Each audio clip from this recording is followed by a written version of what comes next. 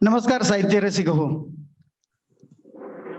साहित्यिक कलावंत प्रतिष्ठान पुणे आयोजित हे आपलं 20वं साहित्यिक कलावंत संमेलन 2 दिवस ऑफलाईन आणि ऑनलाईन अतिशय थाटामाटात पार पडलं. आणि हा शेवटचा सत्रात मी आपल्या प्रतिष्ठानच्या वतीने आणि स्वागताध्यक्ष दिलीप भराटे यांच्या वतीने मी राजेंद्र वाघ आपल्या सर्वांचं या कवी संमेलनात हार्दिक असं स्वागत करतो.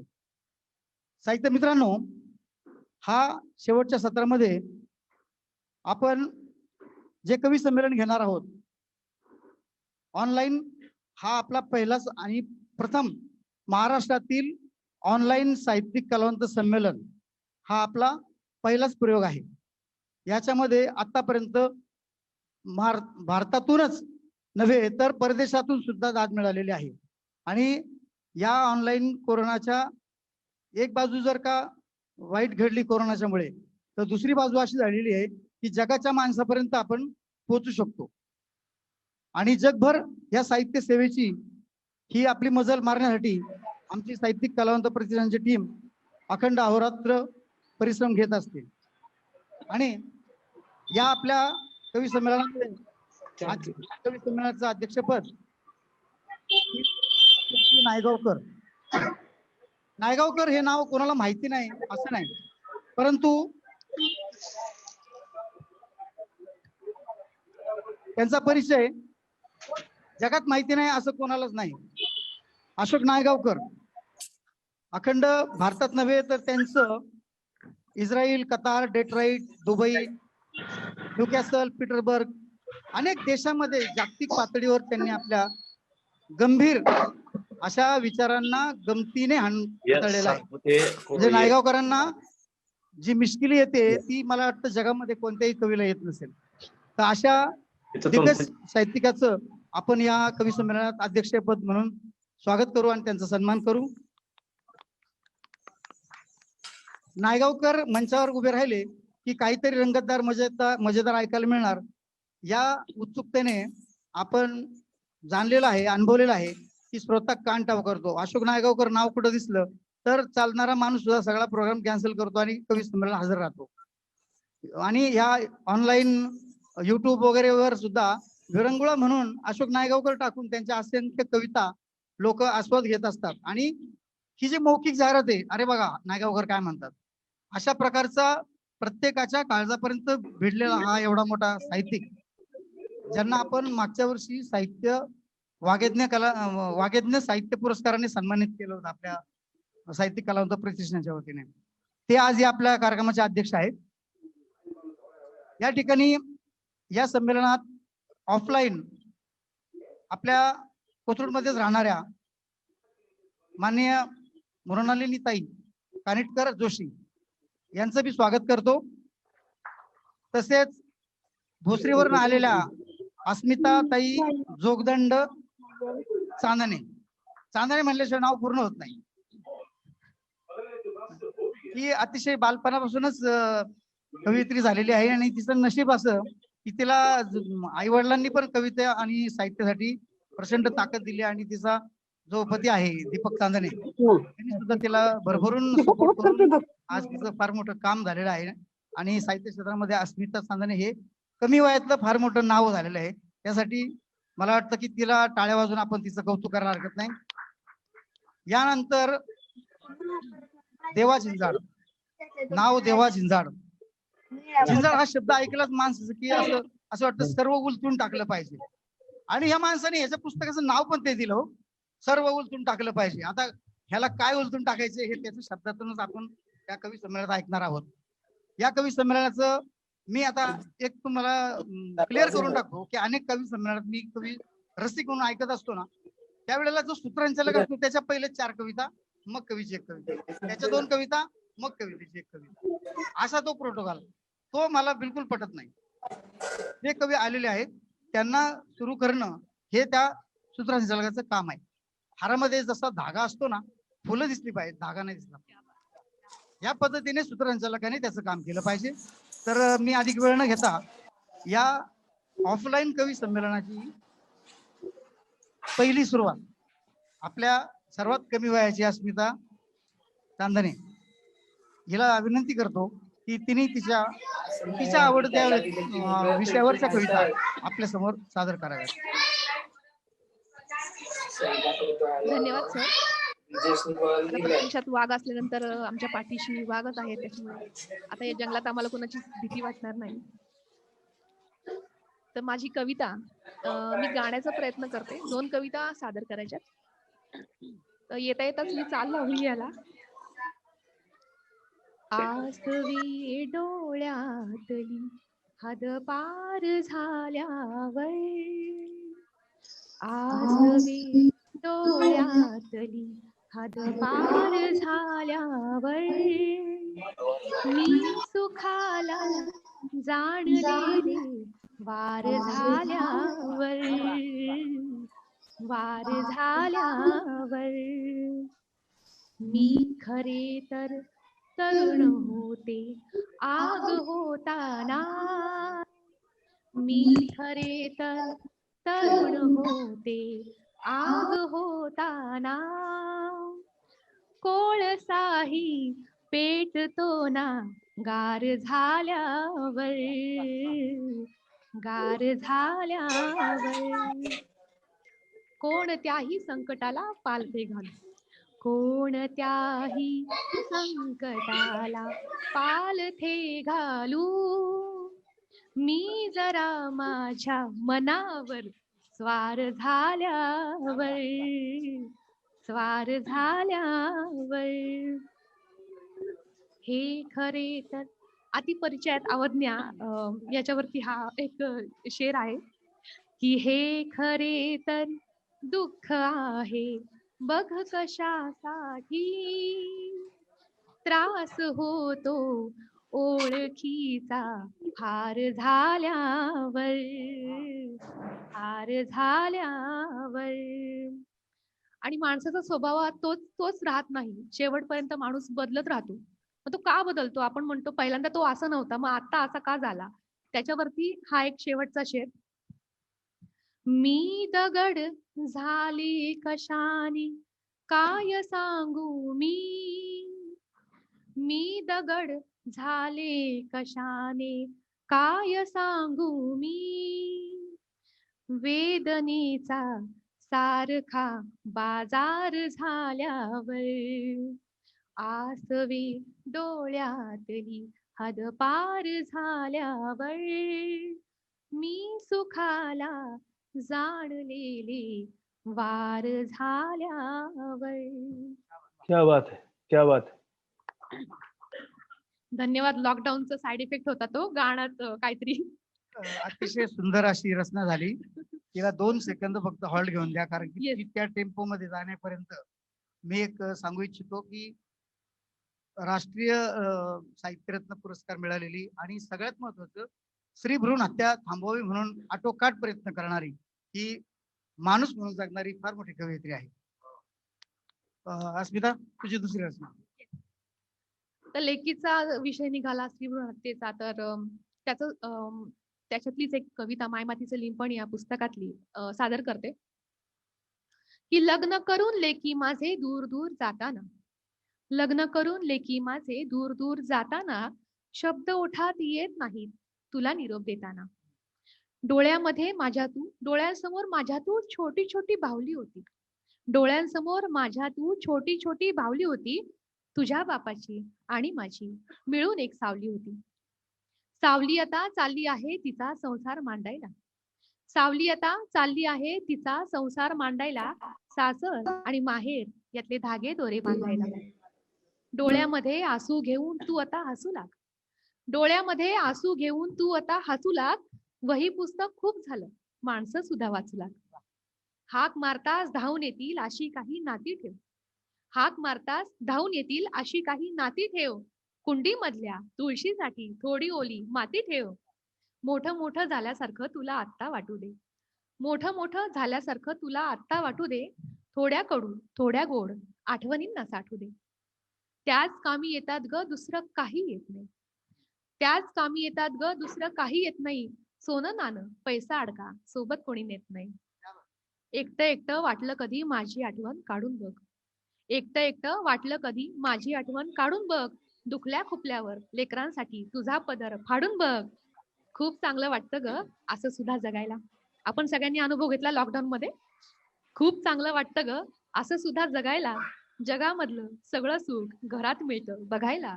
जगामधलं सगळं सुख घरात मिळतं बघायला. धन्यवाद. प्रचंड टाळ्या वाजून आपण तिचं कौतुक करूया. जगामधलं सारं सुख घरामध्ये असेल तर हेच खरं जीवन आहे. आणि साहित्यिकाकडे ती एक नजर असते की जगामध्ये काय सुख आहे आणि घरामध्ये काय सुख. जो घरामध्ये सुखी तो जगामध्ये सुखी. तर मी परिचय करून देताना देवा भाऊंचा असा उल्लेख केला होता की सगळं उलथून टाकलं पाहिजे. हा आईचा निस्सीम भक्त आणि अतिशय खडतर प्रवास वेदनाचा अनुभव घेतलेला माणूस.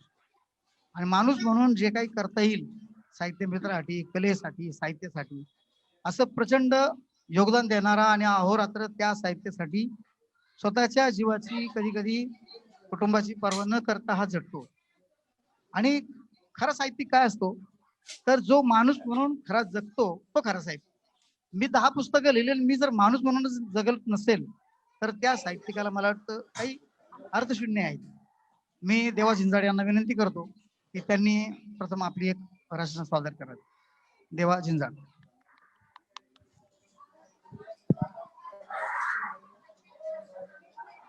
जेवणात जसं चवीपुरतं मीठ असतं. बसू काय?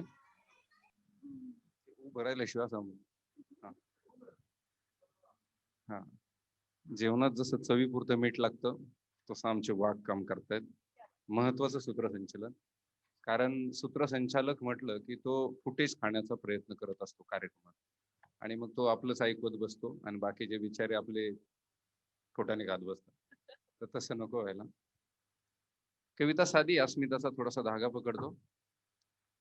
तुमच्या आमच्या जगण्याचा संदर्भ असलेली, तुम्ही आम्ही जगलेली भोगलेली कविता गाण्याचा प्रयत्न करतोय. ऋण आईच्या गर्भाच ह्या जन्मीच फेडाव.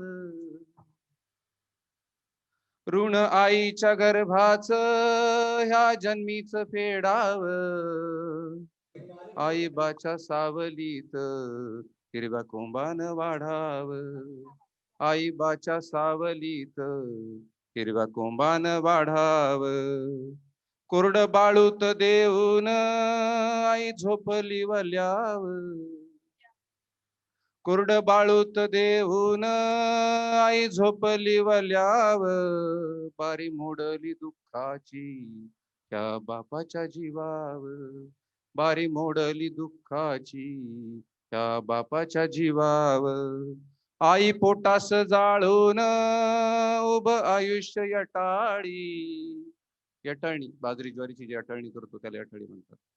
आई पोटास जाळून उभ आयुष्य यटाळी. येता संकट घराव बाप कष्टान पिटाळी.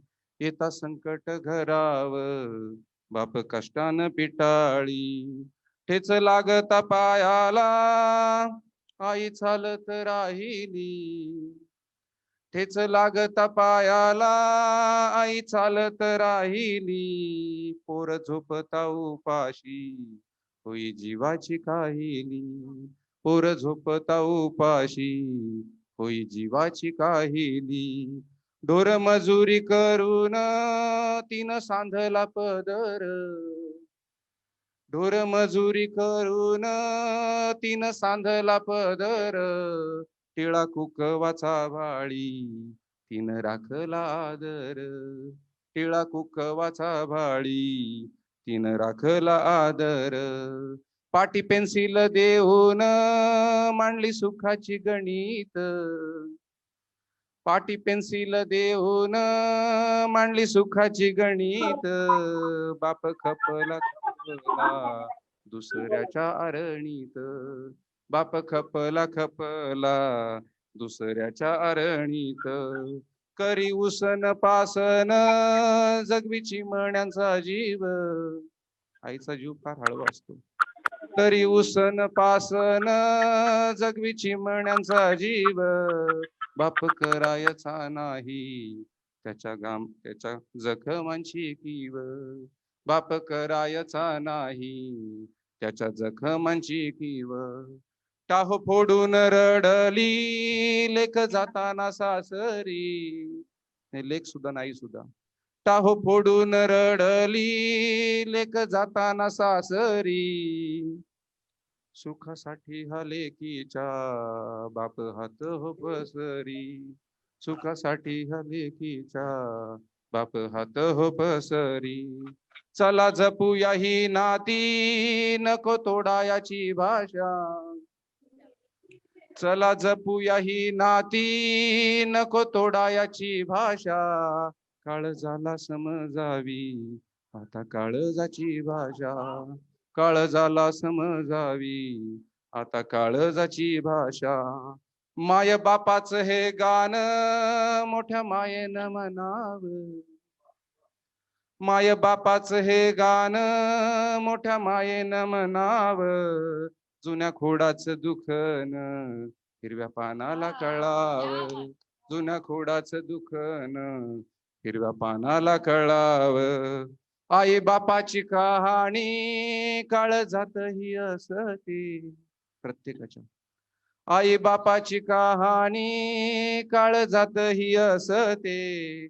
आई बाप गेल्यावर जग आपले नसते. आई बाप गेल्यावर जग आपले नसते. देव नाही देवळात नको श्रद्धेचा पसारा. देव नाही देवळात नको श्रद्धेचा पसारा. चला जीवा पड पूजू हा मायेचा देवारा. चला जीवा पड पूजू हा मायेचा देवारा. हा मायेचा देवारा.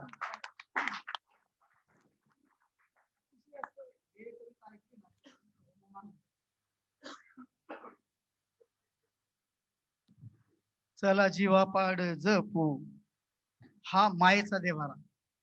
हा मायेचा देवारा जपणारा हा कवी. आणि त्यांनी फक्त काही वेदना मांडल्या नाही, काय करायला हवं ते सुचवलेले.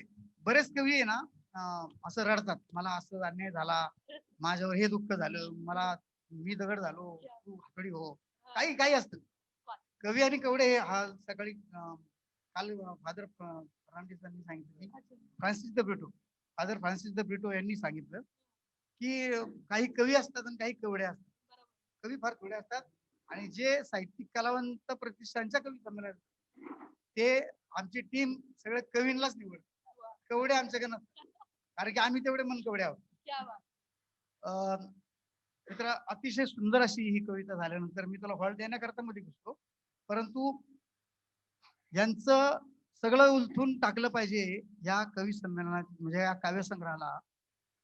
या काव्यसंग्रहाला गदिमांचा नावाचा स्पर्श झालेला आहे. गदिमा साहित्य रत्न पुरस्कार मिळालेला आहे आणि तो माडगुळला वितरण होणार आहे तो 16. म्हणजे त्या पुस्तकाला मान्यवरांच्या हस्ते सन्मानित करण्यात येणार आहे. म्हणजे यांचं बाकीचं कवी म्हणून काम करताना आतापर्यंत यांनी प्रकाश आमटे ते श्रीपाल सबनीस ते पृथ्वीराज चव्हाण अशा दिग्गज महाराष्ट्रातल्या 23 जणांच्या मुलाखती घेतलेल्या आहेत. म्हणजे ही व्यक्ती मुलाखती, आता तुम्हाला माहिती आहे मुलाखत घेणं म्हणजे केवढा मोठा प्रश्न निर्माण करून स्वतःला प्रश्न तयार करायचे आणि विचारायचे. असं 23 जणांच्या मुलाखती इतक्या हाताळलेल्या आहेत. श्रीपाल सबनीस सर यांचं फार त्या बाबतीत कौतुक करतात की खरंच हा असा कवी आहे की जो खऱ्या अर्थाने शब्दातून मांडतो आणि जगतोय. मी देवाला त्याची दुसरी कविता सादर करण्याची विनंती करतो. माझ्या 80% कविता ह्या स्त्री जीवनाशी संबंधित असतात. कारण बाप 5व्या वर्षी गेला, त्याच्यानंतर आई सोबतच 1 वर्ष काढली आणि त्याच्यानंतर बायको सोबत. तर ही कविता थोडीशी जुन्या काळातली. आता फोटो ते फेसबुक व्हॉट्सअप आलं की आता अस्मिताने भाजी केली तर ती आईला लगेच पाठवू शकते. काही गोष्ट सांगायची असेल तर ती आई वडिलांपर्यंत लगेच फेसबुक थ्रू पाठवता येतात किंवा पोस्ट करता येतात. पण हा काळ असा होता की ज्या काळात फक्त पत्रव्यवहार चालायचा. म्हणजे समजा सासूरवाशीन सासरी गेली आणि तिला काही त्रास झाला तर तिचा त्रास, तिला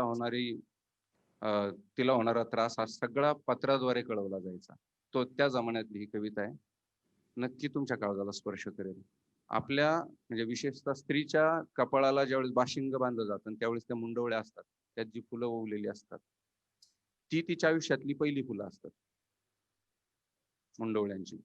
आणि त्याच्यानंतर तिच्यावर फुलांचा जो वर्षा होतो तो ती गेल्यावरच. अशा आशयाची फुले नावाची कविता. पार्श्वभूमी सांगणं गरजेचं होतं, नाही तर तुम्ही म्हणाल व्हॉट्सअपच्या जमान्यात पत्राचं काय चाललंय. चाल थोडीशी सहन करा. मुंडवळ्यांच्या फुलांचा स्पर्श शेवटचाच ठरला ग आई. ती सासूरवाशीन आईला पत्र लिहून सांगते. मुंडवळ्यांच्या फुलांचा स्पर्श शेवटचाच ठरला ग आई. त्यानंतर फुलांशी माझं नातच तुटलं ग बाई. त्यानंतर फुलांशी माझं नातच तुटलं ग बाई. त्यांचं नातं पैशाशी तोच बोलतो ग आई. त्यांचं म्हणजे नवऱ्याचं. किती काय झालं तरी नवऱ्याला आवाजावं घालायचं मात्र भारतीय स्त्री सोडत नाही. त्यांचं नातं पैशाशी तोच बोलतो ग बाई. तोच बोलतो तोच डोलतो नाचतो सुद्धा. काय सांगू कसं सांगू तुला माझे आई. दिवस रात्र नवरा मला मारीतच राही. काय सांगू कसं सांगू तुला माझे आई. दिवस रात्र नवरा मला मारीतच राही.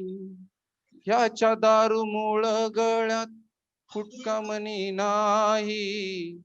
ह्याच्या दारू मूळ गळ्यात मनी नाही. उपाशी तापाशी राहून जगते आई. किती हुंडा दिला तरी इथं सुख नाही. किती हुंडा दिला तरी इथं सुख नाही. ह्याच्या दारूमुळं सर्व गमावलं ग आई. काल नवरा म्हणाला घरी पत्र लिहिलंस का. काल नवरा म्हणाला घरी पत्र लिहिलंस का. गाडी घेण्यासाठी पैशाचं काही बोललीस का. काय सांगून कसं सांगू. काय सांगून कसं सांगू सांग ना ग आई. माहित आहे मला माझ्या बाबांची कमाई. माहित आहे मला माझ्या बाबांची कमाई. ह्यातलं तू बाबांना काही सांगू नको आई. लेकीला बापाची जास्त काळजी असते. ह्यातलं तू बाबांना काही सांगू नको आई. त्यांच्या हळव्या काळजातली हंबरेल गाई. त्यांच्या हळव्या काळजातली हंबरेल गाई. पुन्हा मुलगी झाली आता. महत्वाच्या ओळी त्या. पुन्हा मुलगी झाली आता काय करू आई. पुन्हा मुलगी झाली आता काय करू आई. मुलासाठी यांनी 4 मुली मारल्या बाई. मुलासाठी यांनी 4 मुली मारल्या बाई. काय बोलून कसं बोलू तूच सांग ना ग आई. अशा कशा लगीन गाठी देव बांधतो बाई. माझ्या गप्प बसण्यावर उपाय त्यांनी काढला. मी जे काही गप्प बसून सहन करते त्याच्यावर काय उपाय काढला पहा. माझ्या गप्प बसण्यावर उपाय त्यांनी काढला. फक्त एवढं सांगते आता सासूरवास वाढला. फक्त एवढं सांगते आता सासूरवास वाढला. गप्प राहून खूप सोसलं आता सोसवत नाही. गप्प राहून खूप सोसलं आता सोसवत नाही. पत्र मिळेल तेव्हा कदाचित मी जिवंत असणार नाही. पत्र मिळेल तेव्हा कदाचित मी जिवंत असणार नाही. एवढं सांगते आई येताना शांतपणे ये. एवढं सांगते आई येताना शांतपणे ये. खूप खूप फुलांनी देह माझा झाकून दे. खूप खूप फुलांनी देह माझा झाकून दे.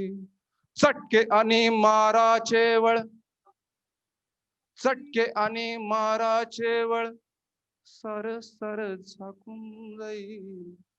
चटके आणि माराचे वळ सर सर झाकून जाईल. माये तुझ्या फुलातून मी सुगंध बनून राहील. माये तुझ्या फुलातून मी सुगंध बनून राहील. विचार करत बसू नको, उठ उठ ना ग आई. विचार करत बसू नको, उठ उठ ना ग आई. आता निरोप येईल बघ, फुलं जमा कर ग आई. फुलं जमा कर ग आई. मुंडवळ्यांच्या फुलांचा स्पर्श शेवटचाच ठरला ग आई. त्यानंतर फुलांशी माझं नातच तुटलं ग बाई. त्यानंतर फुलांशी माझं नातच तुटलं ग बाई. नातच तुटलं ग बाई. धन्यवाद देवा सर. अतिशय हृदयस्पर्शी आपली कविता झाली. शेवटी कवी संमेलनात सर्व प्रकारचे रस असतात. हा वेळ म्हणजे हा जो मुलीचा आईला गारणं सांगण्याचा विषय आपण मांडला आणि आपल्या कवी संमेलनाची सुरुवात ही सुद्धा स्त्रीवादीच झाली. म्हणजे अस्मिताने लेखची कविता मांडली. म्हणजे हे आपलं कवी संमेलन स्त्री प्राधान्य कवी संमेलन म्हणायला हरकत नाही. हा, लेडीज फर्स्ट. त्याच्यावरतीच एक चारोळी आहे. हा. एक चारोळी फक्त सांगते मध्ये, इर्षाद. की तो म्हणाला तुझं सुख तुझं दुःख सगळंच घ्यायला तयार आहे, बोल काय देतेस. की तो म्हणाला तुझं सुख तुझं दुःख सगळं घ्यायला तयार आहे, बोल काय देतेस. मी म्हणाले गर्भाची पिशवी. धन्यवाद. यानंतर हा जो एक माहोल बनलेला आहे, कवी संमेलन म्हणल्यानंतर सर्व रस्त्याचे आपण आनंद घ्यायचो. असं फार गंभीर होऊन आपण इथं काही शोक सभेला आलेलो नाही. म्हणजे असं भावपूर्ण श्रद्धांजली वगैरे असं काही नाही. त्यांनी त्याची कविता मांडली. तो एक चांगला कलाकार आहे. त्याची ऍक्टिंग त्यांनी दाखवली आणि तो जगलाय, तो जगतोय. काय त्याच्या भावना मांडण्याची ज्याची जी पद्धत आहे ही तुमच्या टाळ्या तुमच्या डोळ्यात आलेले अश्रू ही त्याच्या कवितेची खरी दाद आहे. मी आपल्या सर्वांचे मनपूर्वक धन्यवाद देतो आणि पुन्हा आपण या ठिकाणी आपल्या मृणालिनी ताई कानिटकर जोशी हे एक वेगळा विषय शहरी जीवनामध्ये या शिक्षिका म्हणून आहेत. अनेक विद्यार्थ्यांना त्यांनी घडवलेलं आहे. आता त्यांचे विद्यार्थी ज्यावेळेस त्यांना भेटतात अतिशय मोठ्या मोठ्या पदावर रुजू झालेले आहेत आणि त्यांच्याकडे पण वाटत नाही की त्यांनी अनेक इतके विद्यार्थी घडवले असतील. हा म्हणजे इतकं ना की प्रचंड हे आज ते फार मोठ्या पदावर पण असतील आणि साहित्य क्षेत्रामध्ये मृणालिनी ताईचं नाव पुण्यामध्ये नव्हेच तर भारतभर आहे. त्यांच्या कविता पाठ्यपुस्तकांमध्ये पण आहेत आणि अतिशय सुंदर अशा त्यांच्या रचना असतात आणि अनेक ठिकाणी कवी संमेलनात त्या सहभागी असतात. मी त्यांना त्यांची एक पहिली कविता सादर करायची विनंती करतो, नंतर त्यांचा परिचय देतो. अस्मिता आणि देवा झिंजाड यांनी स्त्री विषयक कविता मांडली. माझीही कविता स्त्री विषयक आहे. आता राजेंद्रजींनी उल्लेख केला की शहरी भागातला तर स्त्री जीवनामध्ये त्रास किंवा स्त्रीच्या व्यथा ह्या सर्व स्तरात असतात. अतिशय उच्चभ्रू कुटुंबातल्या स्त्रीची एक वेगळी व्यथा मी आपल्या समोर मांडणार आहे की शेवटी स्त्रीला स्वातंत्र्य नसतं हे ह्याच्यातनं अधोरेखित येईल की वरवर आधुनिक पोशाख आणि आधुनिक सगळ्या गोष्टी दिसत असल्या तरी त्याच्या मागचं वास्तव काय आहे, तिला काय हवंय याची परिपूर्ती त्यात होते का, अशा आशयाची एक रचना आहे. कवितेचं शीर्षक आहे त्याला आवडते म्हणून. त्याला म्हणजे तिच्या नवऱ्याला. आधुनिक काळ असल्यामुळे आणि तुम्ही मगाशी म्हणलात भारतातल्या स्त्रिया पतीला आहोच आहो करतात, पण आता आधुनिक काळामध्ये नव्या कुटुंब व्यवस्थेत आपण नवऱ्याला अरे जारे म्हणतो. त्याला आवडते म्हणून. त्याला आवडते म्हणून मी जीन्स घालते. अतिशय उच्च भ्रू कुटुंबातल्या स्त्रीची व्यथा आहे ही, की त्याला आवडते म्हणून मी जीन्स घालते, केसही लयदार वळणांनी रुळवते माझ्या खांद्यांवर. त्याला आवडते म्हणून मी जीन्स घालते, केसही लयदार वळणांनी रुळवते माझ्या खांद्यांवर. माझं कौतुक त्याच्या चेहऱ्यावरून ओसंडून वाहतं अपरंपार. माझं कौतुक त्याच्या चेहऱ्यावरून ओसंडून वाहतं अपरंपार. जेव्हा काहीशी दूरची वाटणारी आंग्ल भाषा मी रुळवते माझ्या ओठांवर. त्याला आवडते म्हणून मी जीन्स घालते, केसही लयदार वळणांनी रुळवते माझ्या खांद्यांवर. माझं कौतुक त्याच्या चेहऱ्यावरून ओसंडून वाहतं अपरंपार. जेव्हा काहीशी दूरची वाटणारी आंग्ल भाषा मी रुळवते माझ्या ओठांवर. त्याला आवडतं म्हणून मी उंचावते माझ्या हातातला ग्लास. त्याला आवडतं म्हणून मी उंचावते माझ्या हातातला ग्लास. त्यातलं माइल्ड ड्रिंक, माइल्ड शब्द अधोरेखित आहे. त्याला आवडतं म्हणून मी उंचावते माझ्या हातातला ग्लास. त्यातलं माइल्ड ड्रिंक फेसाळतं, पसरतं माझ्या मनावर. त्याला आवडतं म्हणून मी उंचावते माझ्या हातातला ग्लास. त्यातलं माइल्ड ड्रिंक फेसाळतं, पसरतं माझ्या मनावर. मल्टी क्युझिन मधलं कॉन्टिनेंटल मी हळूहळू उष्टावते, ऐकत राहते गागा, ब्रिटनी किंवा मॅडोनाचे मादक स्वर. त्याला आवडतं म्हणून मी मिटून घेते माझे पंख. त्याला आवडतं म्हणून मी मिटून घेते माझे पंख. त्याच्या राज्यात झुलत राहते असीम सुखाच्या झुल्यावर. त्याला आवडतं म्हणून मी मिटून घेते माझे पंख. त्याच्या राज्यात झुलत राहते असीम सुखाच्या झुल्यावर. स्वतःला अशी पूर्णपणे विसरून जात मी कशी येऊन पोचले अनोळखी ह्या वळणावर. मला काय आवडतं मी विचारलंच नाही कधी स्वतःला. मला काय आवडतं मी विचारलंच नाही कधी स्वतःला, कारण पिंजऱ्यामधल्या पाखराचा नसतो हक्क स्वतःवर. मला काय आवडतं मी कधी विचारलंच नाही स्वतःला, कारण पिंजऱ्यामधल्या पाखराचा नसतो हक्क स्वतःवर. काळ अखंड वाहत असतो, काठ तसाच सनातन. काळ अखंड वाहत असतो, काठ तसाच सनातन. माझे मूल्य तेच तेवढेच कोरलेले आजच्या शतकावर. माझे मूल्य तेच तेवढेच कोरलेले आजच्या शतकावर. माझे मूल्य. प्रत्येक साहित्यिकाला आपले मूल्य ठरवायचा अधिकार आहे आणि तो ठरवतो. मृणालिनी कानिटकर जोशी यांचा बायोडाटा मला ज्यावेळेस आला ना, ते 4-5 पानं होती. मी एकच पान काढलं, जरा बजेट आर्थिक. तर त्यांचं म्हणजे साहित्य सेवा सीमंतिनी हा कविता संग्रह प्रकाशित आहे त्यांचा. आणि त्या पुस्तकाला एकमेव त्या पुस्तकाला अनेक पुरस्कार मिळाले. अनेक या शब्दात तुम्ही समजू शकता. यानंतर मी या सभागृहात उपस्थित असलेले 2 कवींना फक्त एक कविता म्हणायची विनंती करणार आहे. आपले हे उमाकांत आदमाणे आणि गिरी. बर, ऑनलाईन ठीक आहे. ऑनलाईन झाल्यानंतर आपण वेळ असेल तर या संबंधितांना संधी देऊ. यानंतर मृणालिनीताईंची आपली अजून एक कविता बाकी आहे. त्यांचा परिचय देताना प्रत्येकाला 2 कविता, एक कविता झाल्यानंतर आपण त्यांना हॉल दिला आणि आता दुसरी कविता त्यांना सादर करण्याची विनंती करतो. त्यानंतर यांच्या त्या कवितेनंतर ऑनलाईन, आता हे ऑफलाईन इथले झाल्यानंतर ऑनलाईन प्रशांत केंद्रे यांना मी विनंती करणार आहे की आपण तयार राहा आम्हाला जॉईन होण्यासाठी. या साहित्यिक कलावंत प्रतिष्ठानच्या तेच मी डायरेक्ट कॉन्टॅक्ट करतोय. हॅलो, आता अध्यक्ष हो, आता ते ऑनलाईन दिसत आहेत ना. आता ते ऑनलाईन जॉईन झाले हे आता कळल्यानंतर बोलतो ना पुढचं, की साहित्यिक कलावंत प्रतिष्ठानच्या या कवी संमेलनात माननीय अशोकजी नायगावकर यांच्या परवानगीने हे कवी संमेलन चाललंय. आणि हे आता ऑनलाईन आहे का नाही हे मी आता जाऊन पाहिलंय. हे ऑफलाईन असल्यानंतर मला इथनं तर काय कळत नव्हतं. आता मी पाहिलंय कोण कोण जॉईन झाले. नाही, माझा सगळ्यांना भरोसा आहे, परंतु ते टेक्निकली हा पहिला प्रयोग आहे आपला. आपल्याला दिसत नाही ना इथं. आता मला हे माहित नाही ना की नायगावकर सर तिथं आहेत हे मला माहित नाही. ओके ओके, धन्यवाद भाऊ. अत्यंत साहित्याचे रसिक म्हणून आमचे स्वागताध्यक्ष आणि प्रतिष्ठानचे अध्यक्ष माननीय दिलीप भोबराटे इतके रमलेले आहेत आणि सहभाग घेत आहेत. खरंच त्यांच्यामधला जो साहित्यिक आहे त्यांनी जर लिखाण चालू केलं ना तर वारज्यातले पुण्यातले दिलीप भराटे प्रचंड मोठे साहित्यिक होतील. तुम्ही ऐकलंच असेल आता कार्यक्रमामध्ये त्यांचं प्रास्ताविक कसं आहे झालं ते.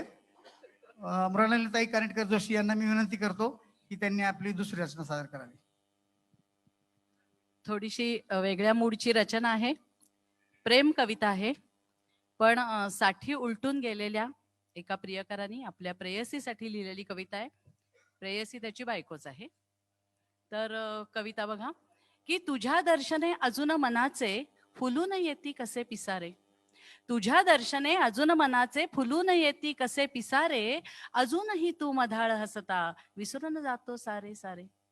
तुझ्या दर्शने अजून मनाचे फुलून येती कसे पिसारे. अजूनही तू मधाळ हसता विसरून जातो सारे सारे. आता कुठे ग गाल तुझे ते काश्मीरातले गुलाब ताजे. आता कुठे ग गाल तुझे ते काश्मीरातले. आता कुठे ग गाल तुझे ते काश्मीरातले गुलाब ताजे. आणि टिपाया रंगतयांचे कुठले शाबूत डोळे माझे.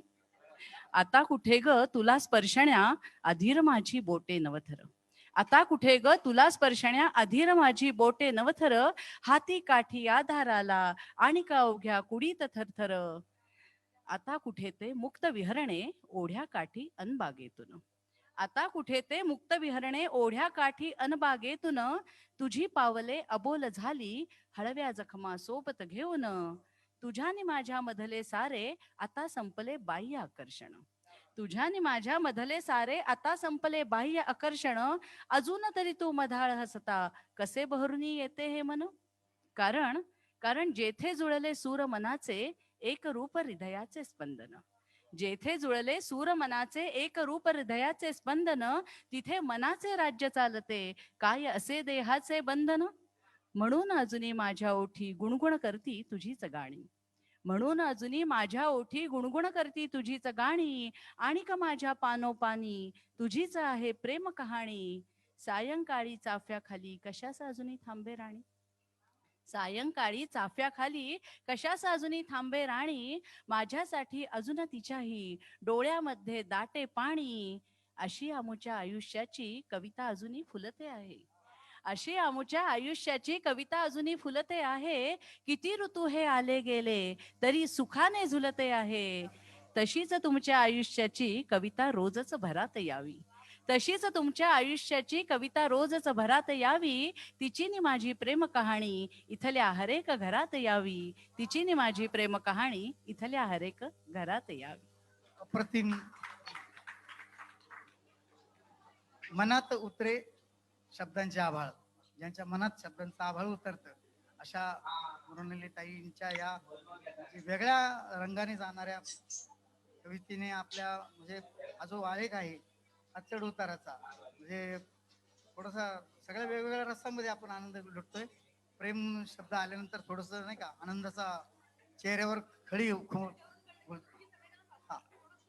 राजेंद्र, त्यानंतर आता हे ऑफलाईनचं झालेलं आहे. अध्यक्षांच्या परवानगीने मी प्रशांत केंद्रे आता अध्यक्षांची परवानगी का म्हणतोय आता मला कळलंय कोण कोण ऑनलाईन आहे काय. मी एक ऑनलाईन बाबतीत एक बोललो होतो की ऑनलाईन असणारे अस्मिता ऑनलाईन असणारे सर्वच लाईनवर असतील असं काही नाही. म्हणजे ऑनलाईन असणारे सगळेच लाईनवर असतात असं काही नाही. असं एक छोटंसं वाक्य लिहिलं होतं. तर आपण सगळे इथं ऑनलाईन असणारे सगळेच लाईनवर आहोत आणि म्हणूनच आपण हा आनंद लुटतोय. राजेंद्र एक मिनिट आपल्यास विनंती करतो की या हा नागोकर सर बोला. मी गेली 25 वर्षाहून अधिक काळ मृणालिनीच्या कविता ऐकतोय. मग ते 12 मार्च यशवंतराव चव्हाणांचं संमेलन असो की इतर अरे कार्यक्रम. स्क्रीन हे करा. नायगावकर सर आपला मोबाईल आडवा दिसतोय सरळ करून घ्या प्लीज. मोबाईल मोबाईलची डायरेक्शन चेंज करा 90 डिग्री मध्ये. हा ओके ओके. हा नायगावकर सर आता व्यवस्थित. मी गेली 25 वर्षाहून अधिक काळ मृणालिनीच्या कविता ऐकतोय. क्या बात. पण आज तिनं जी कविता म्हटली ना, त्यानं एक असा प्रसन्न असं वातावरण तयार केलं. खरोखर म्हणजे माझंही वय आता 60 उलटून जवळजवळ एक तप झालं असेल, पण तिनं आज जी कविता म्हटली ना, ती 25 वर्षामध्ये एकदम सॅल्यूट तिला बरं का. तिच्या पुढच्या कवितात वा वा वा, काय म्हणाले नाही, फार सुंदर. धन्यवाद सर. Okay okay. यानंतर आपल्या समोर प्रशांत केंदळे, नाशिकचे कवी. तसं कवींचे सगळे जिल्हे म्हणजे महाराष्ट्राचे कवी असतात, एकच महाराष्ट्राचे. मग ते जिल्हे का द्यावे लागतात, ते कुठून आला बाबा, काय प्रवास खर्च झाला असेल तो कळावा आयोजकांना, म्हणून ते जिल्हे दिले जातात. नाशिक, यवतमाळ. मग ते आयोजक लोक ठरवतात किती भाडं असेल, याला किती द्यायचं ते, त्यामुळे ते जिल्हे देतात. त्यामुळं आम्ही ते नाशिकवरून आता ऑनलाईन आला ना, ऑनलाईनचा काही नाही प्रॉब्लेम. आले. धन्यवाद. नमस्कार वाघ सर, नमस्कार. 20व्या साहित्यिक कलावंत संमेलनामधील हे कवी संमेलन अतिशय सुंदर पद्धतीनं आणि काळाची पावलं ओळखून सुरू आहे. अतिशय सुंदर कविता या ठिकाणी सादर झाल्या. मी संयोजकांना धन्यवाद देतो, मला सहभागी करून घेतलं. आदरणीय नायगावकर सरांना नमस्कार करतो. यानंतर मी आपल्या समोर माझी कविता आपल्या समोर ठेवतो. कवितेचं नाव आहे माय. देवा झिंजाड सरांचा धागा पकडून ही कविता आपल्या समोर ठेवतो. माय. माय अमृताचा घडा, माय प्राजक्ताचा सडा, माय अमृताचा घडा, माय प्राजक्ताचा सडा, माय रोज शिकविते मला जीवनाचा धडा, माय रोज शिकविते असा संस्काराचा धडा, माय अमृताचा घडा, माय प्राजक्ताचा सडा, माय रोज शिकविते मला जीवनाचा धडा, माय घरात भरते अशी आयुष्याची शाळा, माय जोडते मानस, माय पेरते जिव्हाळा, माय घरात भरते रोज आयुष्याची शाळा, माय जोडते मानस, माय पेरते जिव्हाळा, तिच्या भाबड्या मनाचा काय घ्यावा पडताळा, तिच्या भाबड्या मनाचा काय घ्यावा पडताळा, बाळ अंगाला जखमा तिच्या काळजाला तडा, तिच्या काळजाला तडा, माय अमृताचा घडा, माय प्राजक्ताचा सडा, माय रोज शिकविते मला जीवनाचा धडा, लेकरांना भरविते माय उपाशी राहून, गर्द सावली ती होते जाळ उन्हाचा साहून, लेकरांना भरविते माय उपाशी राहून, गर्द सावली ती होते जाळ उन्हाचा साहून, तरी सरित मायेच्या कशी काढते न्हाऊन, तरी सरित प्रेमाच्या कशी काढते न्हाऊन, कधी ओलावून देई माझ्या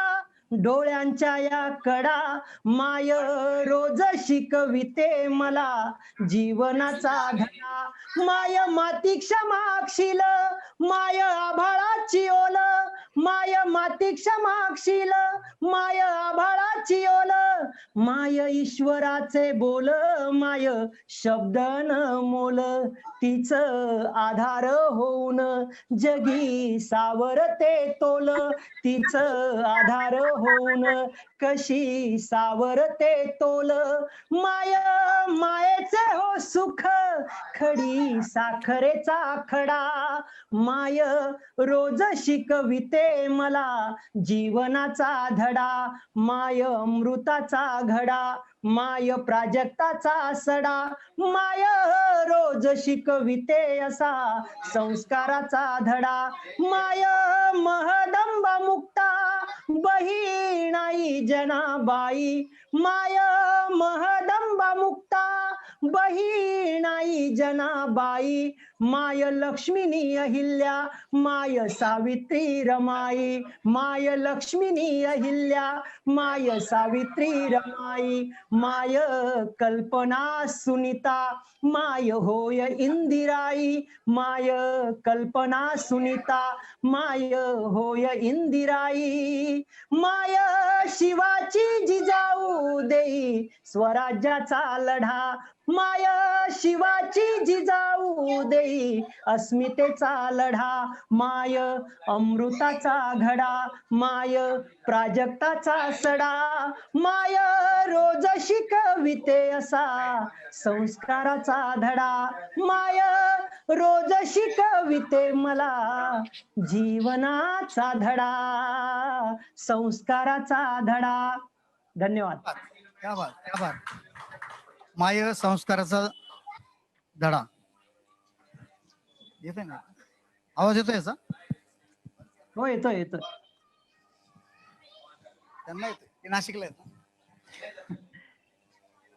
प्रशांतजी अत्यंत गेय कविता सुंदर म्हटली आणि खरंच या कवी संमेलनाचं जे स्त्री आधारित कवी संमेलन चालू झालं लेख पासून, लेख, आई, महिला आणि त्यानंतर तुम्ही मायजी संस्काराचा धडा शिकवते त्यावर अत्यंत सुंदर असं भाष्य गेय कवितेत मांडलं.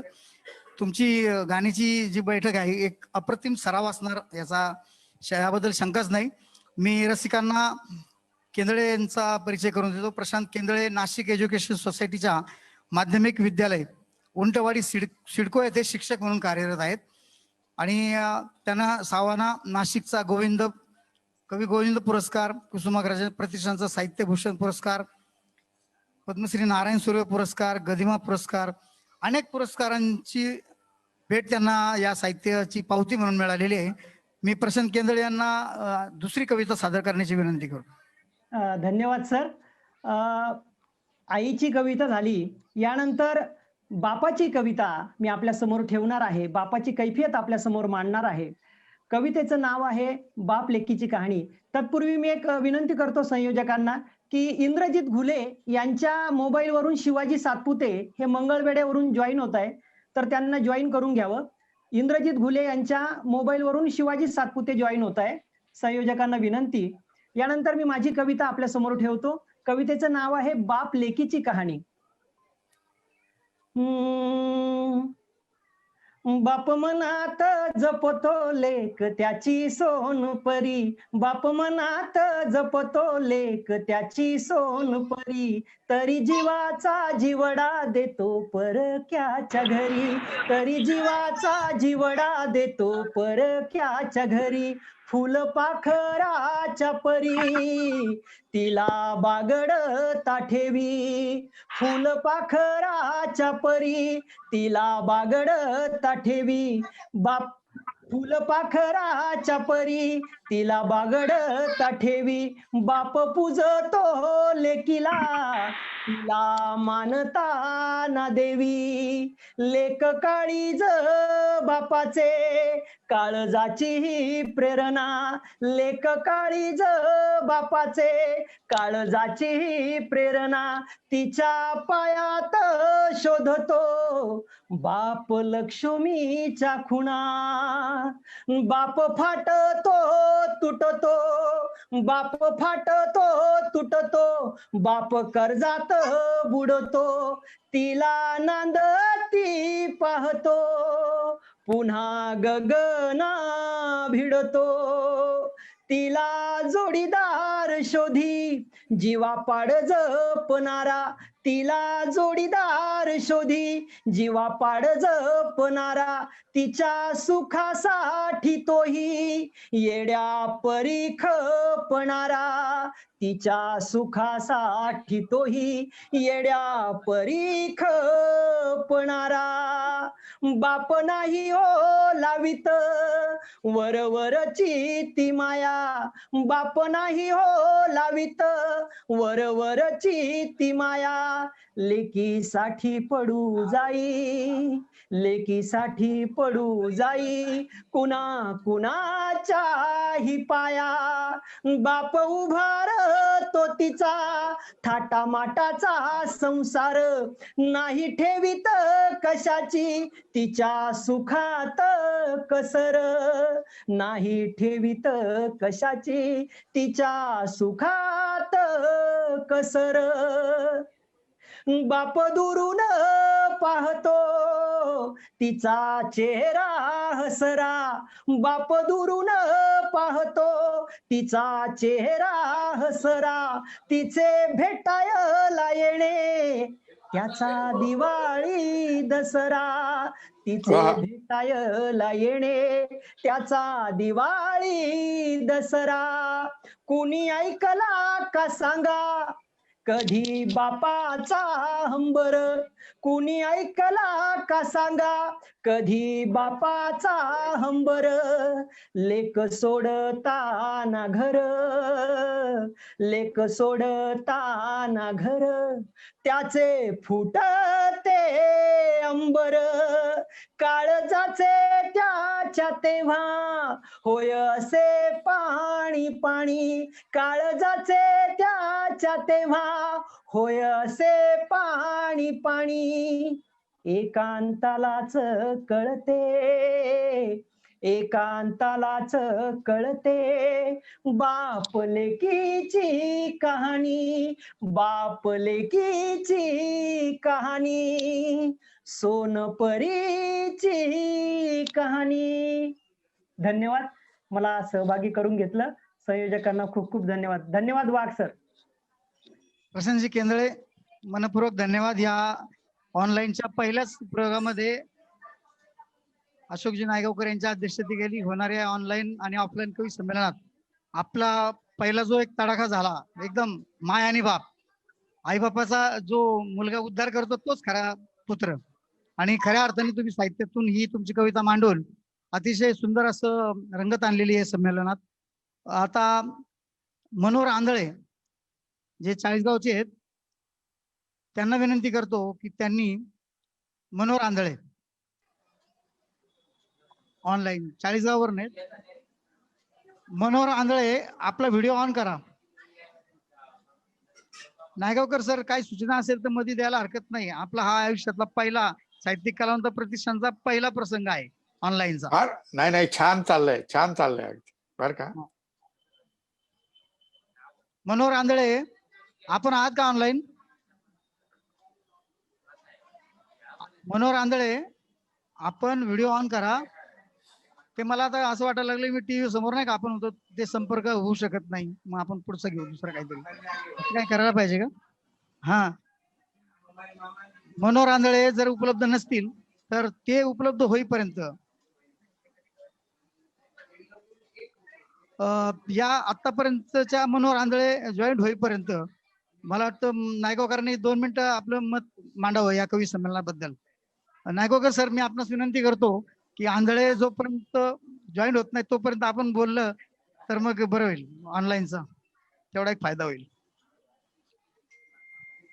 खर तर या सगळ्या 8-9 महिन्याच्या कालावधीमध्ये अशा प्रकारचं पहिलं संमेलन मी स्वतः याच्यामध्ये सहभागी होतोय हे माझा मलाच विश्वास बसत नाहीये की अशा पद्धतीनं.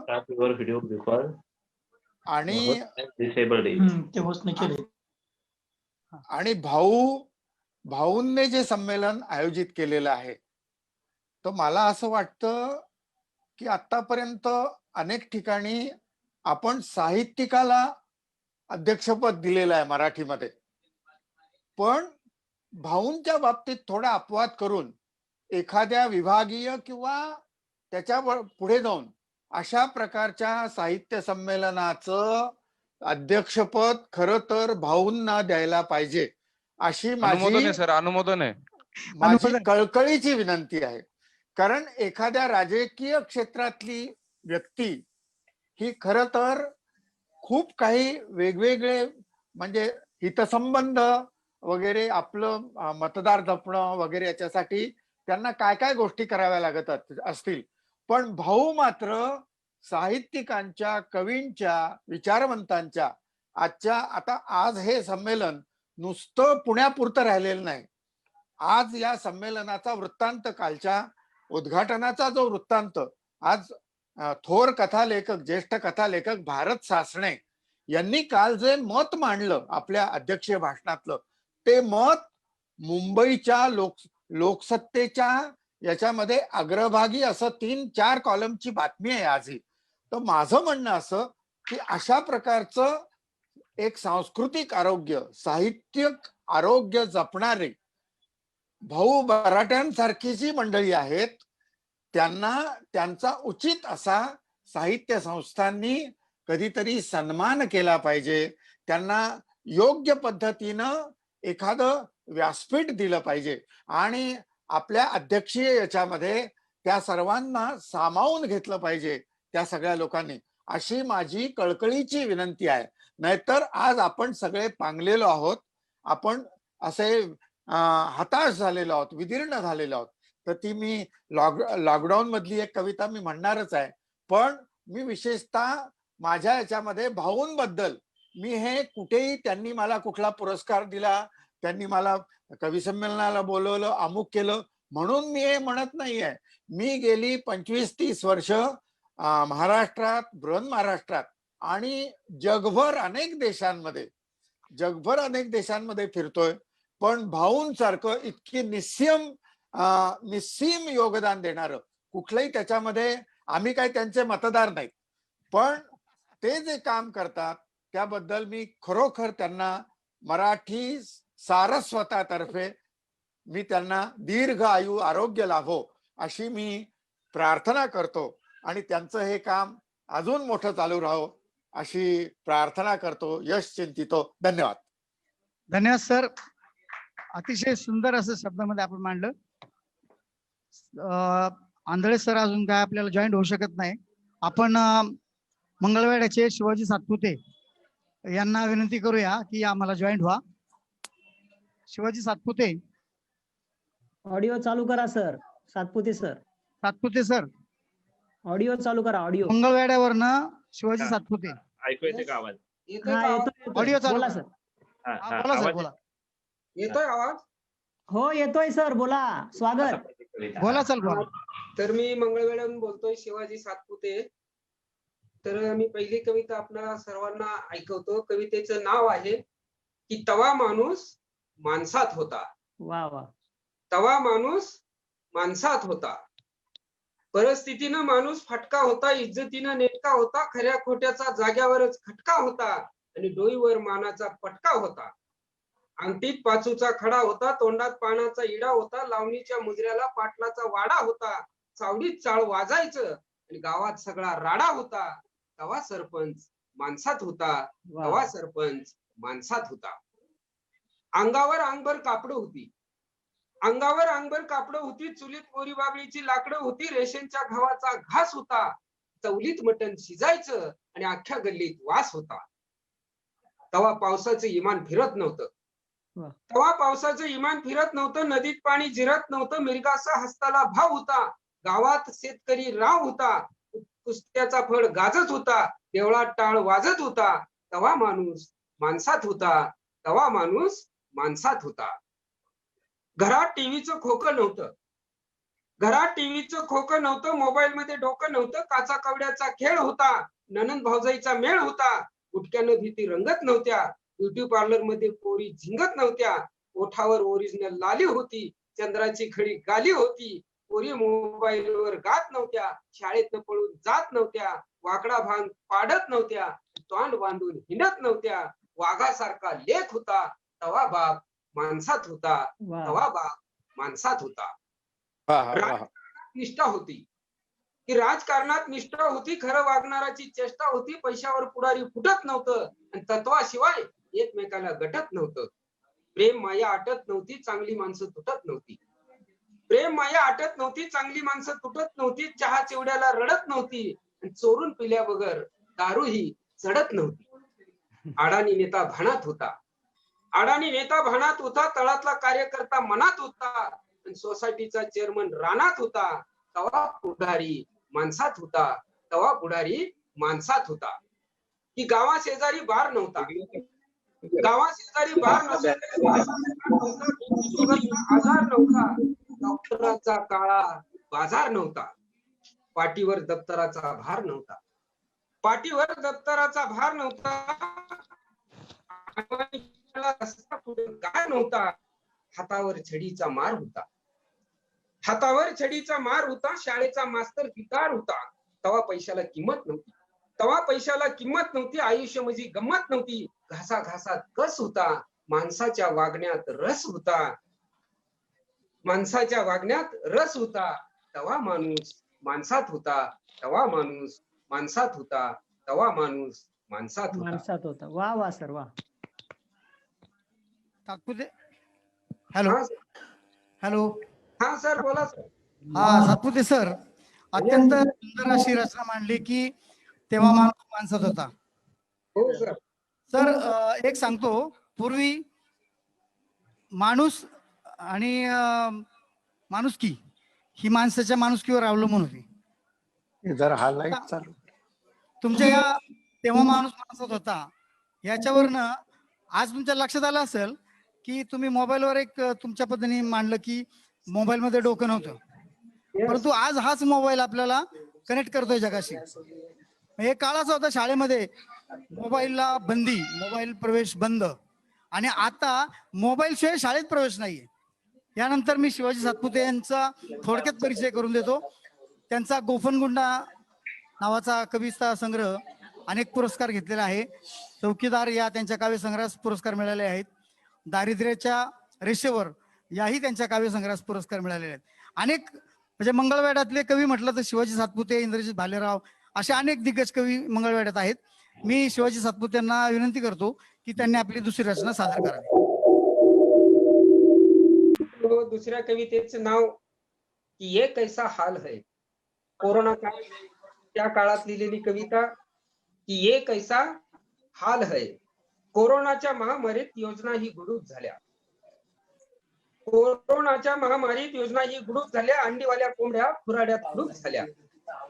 सभा नाही, गर्दी नाही, मतदार ही दर्दी नाही. सभा नाही, गर्दी नाही, मतदार ही दर्दी नाही. तहसीलवर मोर्चा नाही, जगण्यावर चर्चा नाही, घोषणांचा बाजार नाही, कोरोनाचा शेजार नाही. उकिरड्यावर उकरेना कोंबडा की उकिरड्यावर उकरेना, तुला पाहून खाकरेना, कोंबड्याच्या अंगी आज राहिलं नाही बळ, तलंग पाहून कोंबड्याला भरत नाही चळ. जातींची झुंज नाही, जातींची झुंज नाही, गर्दी करून मुंज नाही, बँड नाही, बाजा नाही, घोड्यावर राजा नाही, लग्नाची वरात नाही, सत्यनारायण घरात नाही. वा वा. वेणीवर गजरा नाही, वेणीवर गजरा नाही, लावणीवर मुद्रा नाही, वेणीवर गजरा नाही, केंद्रावर मुद्रा नाही, ढोलकीचा ताल नाही, खिशात आज माल नाही, ओठावर लाली नाही, घरात आज साली नाही. नेते झाले मठवासी, त्यांची झाली काशी, मठातून साधू आले, राजकारण आदू झाले. मठातून साधू आले, राजकारण आदू झाले, संविधानाशी पटेना, धर्म मागे हटेना. निगेटिव्ह पॉझिटिव्ह, निगेटिव्ह पॉझिटिव्ह, मीडियाची ट्यूब, आकड्यांचा घोळ बघा, डॉक्टरांचा टोळ बघा, जिंदगी खटली आहे आणि आमची सुद्धा फाटली आहे. डॉलर वधारला, रुपया घसरला, डॉलर वधारला, रुपया घसरला, पैशाला किंमत नाही, बोलायची हिंमत नाही, सीमा पेटल्या ढणाढणा. डॉलर वधारला, रुपया घसरला, पैशाला किंमत नाही, बोलायची हिंमत नाही, सीमा पेटल्या ढणाढणा. जवान सांडे रक्त, विचारणारा दोषद्रोही, मुके सारे देशभक्त, मुके सारे देशभक्त, मुके सारे देशभक्त. हॅलो. हा सर. खूपच छान सर, अप्रतिम रचना मांडली. तुमचा एक जो कविता सादर करण्याचा बाज आहे, जो ठेका आहे, तो अत्यंत रसिकांना भावला आहे. मनपूर्वक धन्यवाद. या कोरोनाच्या पार्श्वभूमीवर हे साहित्य संमेलन घेताना जवळ येत आहे आजची परिस्थिती, जवळ येत आहे दुरावलेले सारे, जवळ येत आहे दुरावलेले सारे, वाहू लागले आहे नव चैतन्याचे वारे, वाहू लागले आहे नव चैतन्याचे वारे. या नवचैतन्याचे वारे साहित्यिक कलावंत प्रतिष्ठानचे अध्यक्ष दिलीप भाऊ भराटे आणि त्यांची आमची सगळी जी टीम आहे त्या टीम मध्ये नवचैतन्य आलं म्हणून अखिल भारतीय मराठी साहित्य संमेलन देखील या पार्श्वभूमीवर रद्द झालं, ढकललं गेलं. तुम्ही पेपरला वर्तमानपत्रात बातमी वाचल्या असतील. परंतु आमची मीटिंग झाल्यानंतर तो हा नागावकर सर बोला. काय बोलणार बर का, की आज ही देशोदेशींची मंगळवेड्यासारखं ज्या गावामध्ये किती असे अनेक संत मंडळी जन्माला आली आणि नंतर आताच्या काळामध्ये आमचे सुरेश शिंदे त्यांची तर हयात मंगळवेढ्यात गेली. इंद्रजित घुले आता साहित्य क्षेत्रामध्ये खूप छान असं एक प्रकाशन करतो, दिवाळी अंक काढतो. तर अशा त्या पंढरपूर विठोबाच्या सावलीतली ही सगळी मंडळी आहेत. तर ही सगळ्यांचा आज तुमच्या याचं सगळं श्रेय खरं म्हणजे भाऊंना जातं आणि त्यांचे तुम्ही सगळे कार्यकर्ते आमचे पिंगळे वगैरे किंवा हा राजेंद्र वाघ, खर तर तो कारखान्यात काम करणारा माणूस आणि निष्ठेनं काम करणारा एक कार्यकर्ता. पण तो आता दुसरीकडे आज पहिल्यांदाच मी त्याचं छानपैकी सूत्रसंचालन आज बघतोय आणि त्याने मला खूप आनंद होतोय बर का, की तो इतकं उठबस करतो. मी पुण्याला जिथे कुठे येईन ना तर तिथे हा माणूस वेड्यासारखा आपल्या मागं असतो आणि उठबस करतो. कुठेही त्याचा काही संबंध असेल नसेल पण सगळं मी आलो, माझी व्यवस्था झाली का, मला जायला परतीला गाडी मिळाली का, हे सगळं तो निष्ठेनं असे कार्यकर्ते सांस्कृतिक क्षेत्रातले किंवा साहित्यिक सांस्कृतिक याच्यात जर असतील, कुठेही पुढे पुढे न करता सगळ्या शिफ्ट मध्ये याच्यामध्ये काम करतो. आणि तो मध्यंतरी खरं म्हणजे त्या कोरोनामधनं बाहेर आलेला माणूस आहे हो, तुम्हाला सांगतो. तर मला असं अशी माणसं बघून जगण्याला किंवा याला एक हुरूप येतो. ही हुरूप येणारी माणसं, जगण्याची हुरूप ज्यात निर्माण व्हावी अशी माणसं दिलीप भाऊ आम्हाला दाखवतायत. तर पुन्हा एकदा मी त्यांनाही सलाम करतो आणि कवी संमेलन पुढे चालू राहू द्या. धन्यवाद. धन्यवाद सर. यानंतर मी चाळीसगावचे मनोहर आंधळे यांना विनंती करतो. तत्पूर्वी केंदळे सर आणि सातपुते यांना विनंती की आपला मोबाईल म्यूट करा, माईक म्यूट करा. Okay okay sir. Okay. Kendale sir आणि सातपुते सर माईक म्यूट करा. आणि मनोहरजी आंधळे यांना विनंती करतो की आपली एक कविता पहिली सादर करा.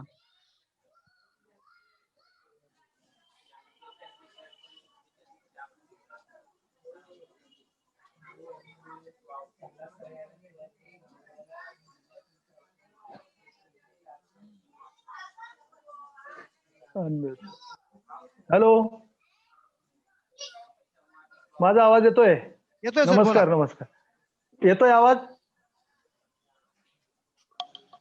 हा नमस्कार. नायगावकर सरांचं आज दर्शन झालं या निमित्ताने आणि मला साहित्यिक कलावंत प्रतिष्ठान पुणे यांनी जी कविता सादर करण्याची या ठिकाणी संधी दिली, माझ्या आधी ज्या आदरणीय कवींनी आणि माझे मित्र केंदळे सरांनी जी कविता सादर केली, या कवितेनंतर मी आता माझा शेतकरी बांधव, कारण मी शेतकरी कुटुंबातला आणि शेतकरी कुटुंबातून आल्यानंतर निश्चितच माझ्या शेतकरी बांधवाचं दुःख मी आपल्या समोर मांडलं पाहिजे.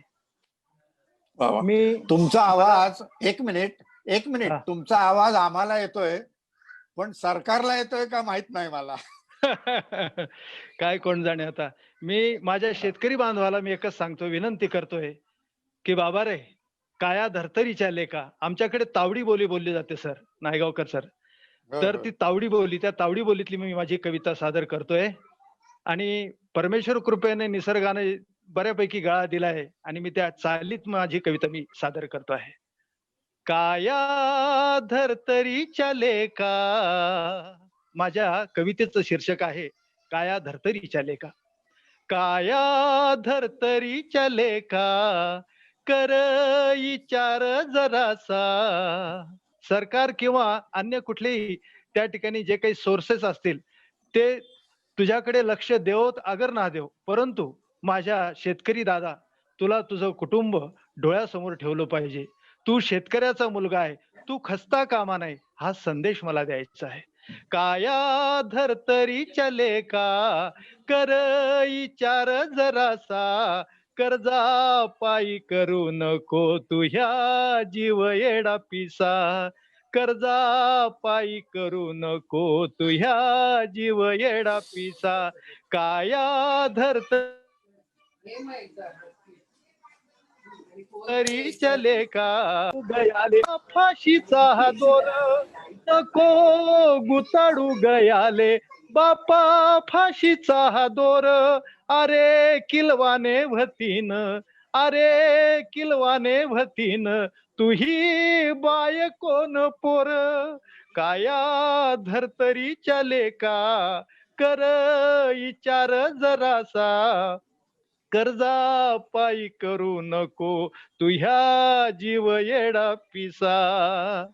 तुन जन्म घेतला रे ऊन वारा झेल्यासाठी, तुन जन्म घेतला रे ऊन वारा झेल्यासाठी. नको कटकन मोडू, नको कटकन मोडू उभ्या संसाराची काठी.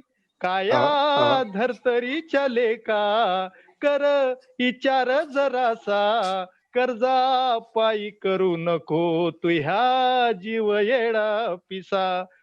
सुखा दुखाचे चटके नाही लागले कोणाले. अरे जगातला श्रीमंतातला श्रीमंत माणूस हा कर्जबाजारी आहे, आणि एवढ्या तेवढ्या कर्जाने तू घाबरू नको. सुखा दुखाचे चटके नाही लागले कोणाले, हा सवाल विचार, हा सवाल विचार तुह्या तुह्याच मनाले. काया धरतरीच्या लेका, कर विचार जरासा, कर्जा पायी करू नको तुह्या जीव येडा पिसा. घाम जिराव मातीत, माझ्या शेतकरी दादाला मी म्हणतोय, घाम जिराव मातीत लाग कामाले दमान. अरे पशु पक्षी कोणाकडे मदत मागतात जेव्हा त्यांच्यावर नैसर्गिक संकट येतं? पशु पक्ष्यांवर ते बिचारे सहन करतातच, लढतातच, आपलं जीवनाचा हा जो गाडा आहे तो ओढतातच. घाम जिराव मातीत लाग कामाले दमान, काया मातीतून काढ, काया मातीतून काढ हिरव हिरवगार सोन. काया धरतरीच्या लेका, कर विचार जरासा, कर्जा पायी करू नको तुह्या जीव येडा पिसा. कर्जा पायी करू नको तुह्या जीव येडा पिसा. धन्यवाद मनोहरजी, अप्रतिम तुम्ही सूचना दिलेल्या आहे. पण आपला भारत देशच पूर्ण कर्जबाजारी आहे. तुमचं म्हणणं लाख आहे किंवा कर्ज करू नको, येडा पैसा होऊ नको, पण आपण वेडे असतो म्हणूनच क्रांती होते, आणि कर्जाशिवाय प्रगती नाही. कृपया हॉलमध्ये आपापसात चर्चा करू नका, ही सर्वांना नम्र विनंती. पुन्हा एकदा राजेंद्र, काय काय डोळस कविता लिहिली आहे या माणसानं. Thank you sir, thank you sir. आडनाव काय आहे आणि किती डोळस कविता लिहिली. Thank you sir, thank you sir. या डोळस कविता थोडासा परिचय करून देतो. हे नावाने जरी आंधळे असले तरी मनोहर हे त्यांचं नाव आहे, आणि हे मनोहर जे आहेत ते 40 वरून आपल्याला विदा पिंगळे सरांच्या मुळे लाभलेत. आणि सौरभ लेखी तुझ्यासाठी, डोळ्यात कालचे पाणी हे त्यांचे काव्यसंग्रह प्रकाशित आहेत. महाराष्ट्र राज्य पाठ्यपुस्तक निर्मिती व अभ्यासक्रम संशोधन मंडळ पुणे तर्फे प्रकाशित कला शिक्षण शिक्षक पालक हस्तपुस्तिका इयत्ता 4थी मध्ये त्यांची जिंकू आम्ही लढाई ही बालकविता समाविष्ट केलेली आहे. त्यांच्यासाठी एकदा रसिकांना मी विनंती करेल, प्रचंड टाळ्या वाजून त्यांचं कौतुक करावं. धन्यवाद मनोहरजी. मी आपणास आपली पुढची रचना सादर करण्याची विनंती करतो. मनोहर आंधळे, हो हो, आपली दुसरी कविता सादर करा. हो करतोय. माझ्या दुसऱ्या कवितेचं शीर्षक आहे माझी लेख. मला एक मुलगा आणि मुलगी आहे. मुलीचं लग्न झालं, मुलगी सासरी गेलेली आहे, आणि या मुलीचं कौतुक किती करावं, मुलीची खूप आठवण येते. माझी मुलगी ज्यावेळेस शाळेत तिथे शिकत होती, ते शाळा शिकत असताना माझ्या मुलीनं शाळेत सरळ खाली मान घालून जाणं आणि खाली मान घालत घरी येणं, आईच्या कामामध्ये घरकामात मदत करणं, मध्यमवर्गीय कुटुंब आपला हे सगळं काही काम करत असताना घरात तिचा अभ्यासाच्या खोलीत अभ्यास करणं, बाहेर जाताना परवानगी घेऊन विचारणं, हे सगळं काही पाहून मी भारावलो आणि लेकीसाठी ही कविता लिहिली. अशी आहे माझी लेक, अशी आहे माझी लेक. माझ्या कवितेचं शीर्षक आहे माझी लेक. डोळ्यात कालचे पाणी, ज्या काव्यसंग्रहाला नागपूरचा महाकवी सुधाकर गायधनी पुरस्कार माझ्या या काव्यसंग्रहाला मिळाला, त्यातली ही कविता मी आपल्या समोर सादर करतोय. अशी आहे माझी लेक, जशी लाखामध्ये एक, कधी ढळून ढळेना तिचा संयम विवेक. अशी आहे माझी लेक, जशी लाखामध्ये एक, कधी ढळून ढळेना तिचा संयम विवेक. बोल बोबडे बालिश, बोल बोबडे बालिश, आता होते कुठे गेले, गेला भातुकलीचा खेळ अन शहाणपण आले. नाही रुसण फुगण, नाही रुसण फुगण, नाही खोटा हेवा दावा, गृहकृत दक्ष आणि अभ्यासात ना विसावा. माझ्या लेकीच विशेष, माझ्या लेकीच विशेष, साधं राहण बोलण, माझ्या लेकीच विशेष, साधं राहण बोलण, नाका समोर बघत तिच नित्याच चालण, नाका समोर बघत तीच नित्याच चालण. आया बाया म्हणतात, मी ग्रामीण भागात राहतो, चाळीसगाव सारख्या या ग्रामीण भागात, तर आया बाया म्हणतात लेक असावी अशीच, आया बाया म्हणतात लेक असावी अशीच, माझं आपोआप फुले समाधानान काळीज, माझं आपोआप फुले समाधानान काळीज. लेक सोशिक प्रेमळ, लेक सोशिक प्रेमळ, दया मायेच आगर, काठोकाठ भरलेला सद्गुणांचा सागर, काठोकाठ भरलेला सद्गुणांचा सागर. दिसे माय तिच्या ठाई, माझी आई आज या जगात नाहीये, आई स्वर्गवासी झाली, पण दिसे माय तिच्या ठाई, कधी बहिणीची माया, वटवृक्षासारखीच जिच्या जिव्हाळ्याची छाया, वटवृक्षासारखीच माझ्या लेकीची छाया. सहन होईन मनाला, सहन होईन मनाला, गुण्या लेकीचा दुरावा, सहन होईन मनाला, गुण्या लेकीचा दुरावा. किती लपविल तरी अश्रू देतात पुरावा, किती लपविल तरी अश्रू देतात पुरावा. मुलासारखीच लेक, लेकासारखीच लेक, देवघरातील दिवा, लेकासारखीच लेक, देवघरातील दिवा. दे आरोग्य आयुष्य भरपूर तिला देवा, दे आरोग्य आयुष्य भरपूर तिला देवा. धन्यवाद. खूपच भावुक झालो सर आम्ही पण तुमच्या कवितेला ऐकून. अप्रतिम अशी रचना सादर केली, परंतु तुमची कविता ऐकताना सुधाकर गायधनीचं नाव काढलं आणि त्यांच्या 2 ओळी इथं ऐकल्याच पाहिजेत, तर ह्या कवी संमेलनाला अर्थ आहे.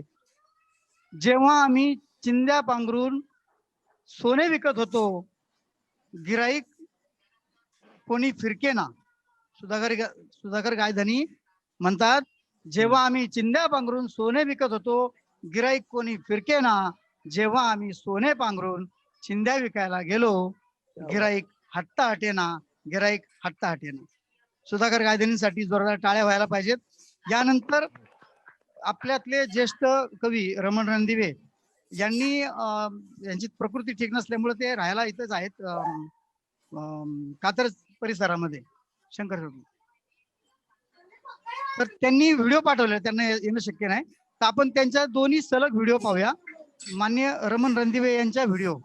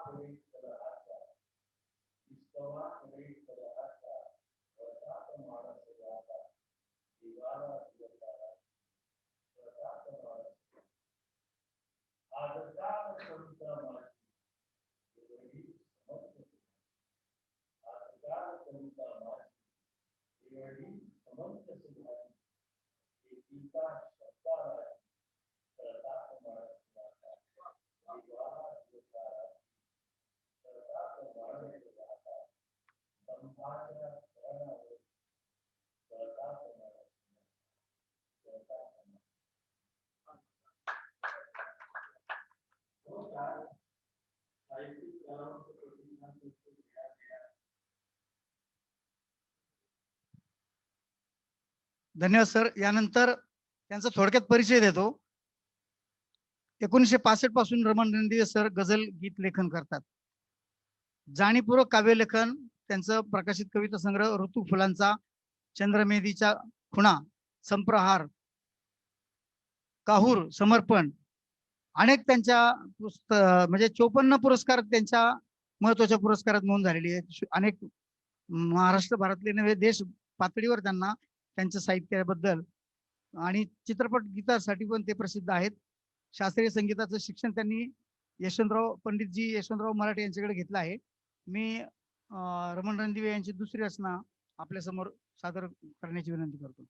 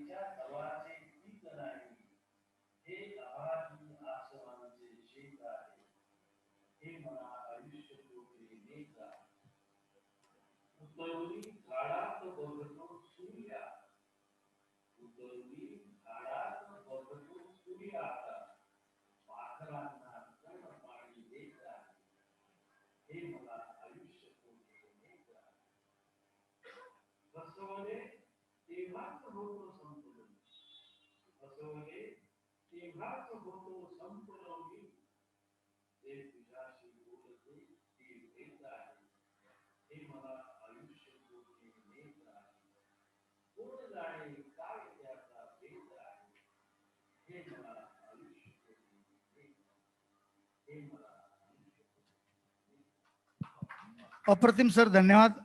हे मला आयुष्य कोठे नेत आहे. दोन्ही गझल त्यांच्या अप्रतिम झाल्या. आपल्याकडे 8 वाजता समारोप होणार आहे. 6 ते 8 आपली लिंक आहे. मोजून 10 मिनिट राहिलेत. या संमेलनाच्या अध्यक्षांना मी विनंती करतो की त्यांनी आपलं मनोगत आणि त्यांची कविता, त्यांच्या कवितेनेच या कवी संमेलनाचा समारोप होईल. तत्पूर्वी या संमेलनात जे ऑनलाईन सर्व साहित्य रसिक सहभागी झाले, प्रतिष्ठानच्या वतीने मी सर्वांचे आभार मानतो. नायगावकर सर.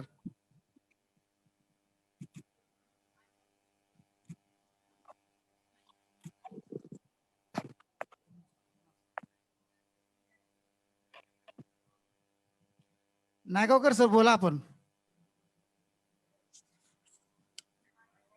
माईक अनम्यूट करा. म्यूट केलेलं आहे वाटतं. ते ऐकायचं कसं त्यांनी.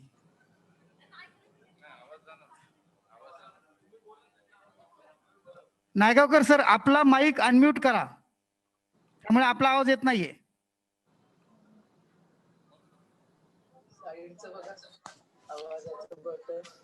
आला का आवाज? येतो. अच्छा. तर जे प्रास्ताविक मला करायचं होतं ते मी सुरुवातीला केलेलंच आहे. या सगळ्या उपक्रमाबद्दल. तर आता आपल्याकडे फक्त वेळ कमी आहे, म्हणून मी नवीन म्हणजे पूर्वीनं वाचलेल्या अशा 2 कविता वाचतो. जरा दीर्घ कविता आहेत बर का राजेंद्र, थोड्या दीर्घ कविता आहेत. पण नेहमीच माझा कार्यक्रम असतो तेव्हा हशा किंवा मिश्किली असं असतं, पण आज काय ते न करता कविताच म्हणतो. पहिली कविता ही सुरुवातीला लॉकडाऊनच्या काळात लिहिलं गेलेलं आहे.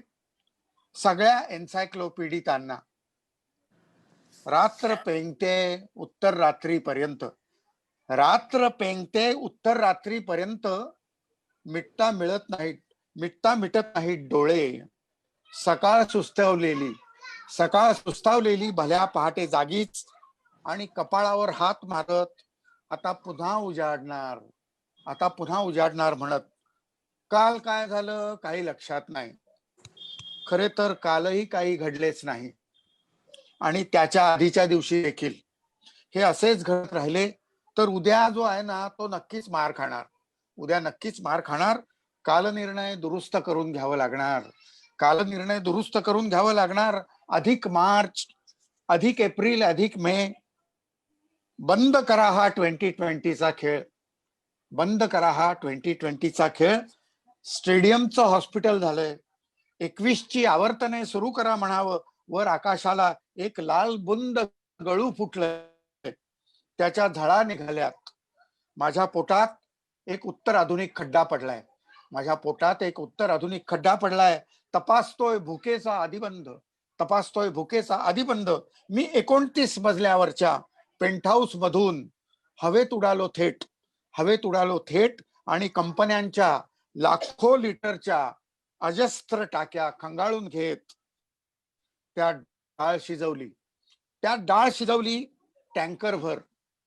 भात रटरटवला आणि वाटून टाकला पोटभेद न करता.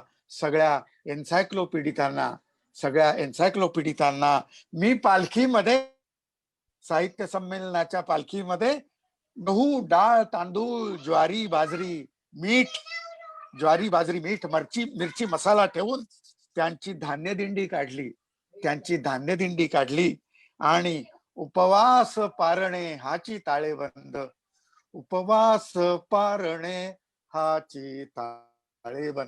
हा तुकोबांचा अभंग म्हणत नाचत सुटलो. ही माझी पहिली कविता. राजेंद्र, काही बोलायचंय समारोपाची कविता घ्यायच्या आधी? हो, 8 वाजता संपवायचे सर आपल्याला.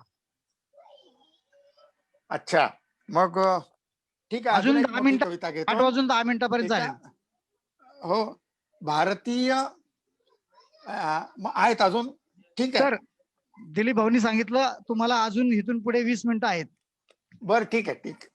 ओके. मग आता ही दिवाळीच्या दरम्यान लिहिली गेलेली, सगळीकडे फिरत असलेली सोशल मीडियावरती, पण कुठेही छापून न आलेली एक कविता पहिल्यांदाच इथे सादर करतो बर का.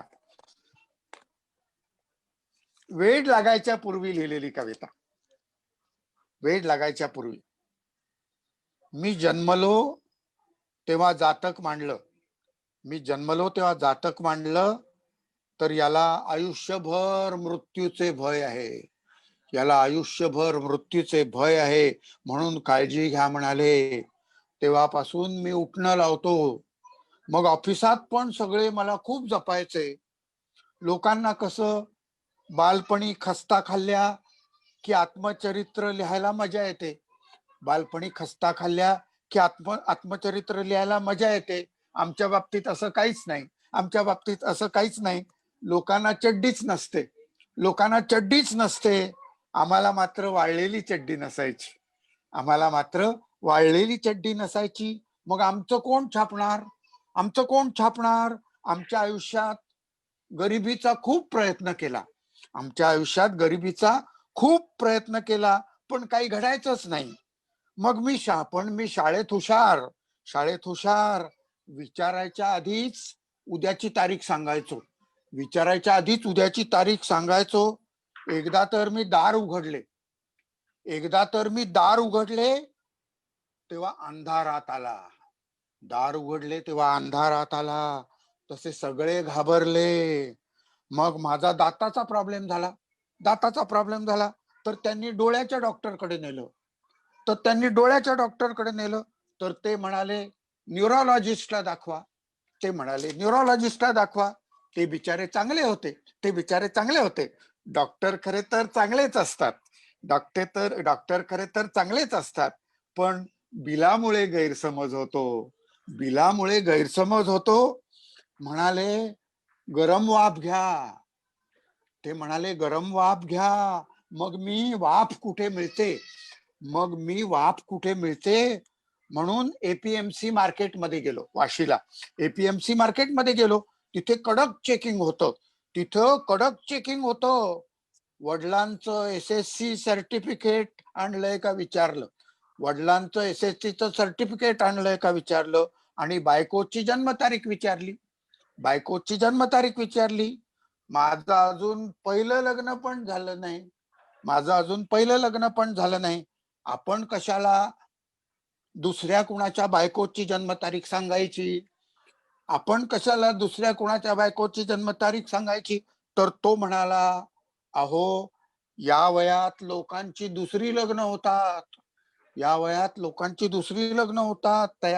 त्याला दया आली आणि आत सोडलं. तर तिथं खूप गाळे होते. मग मला आ करायला सांगितलं. आणि सगळं नॉर्मल आहे म्हटल्यावर मी धावतच सुटलो.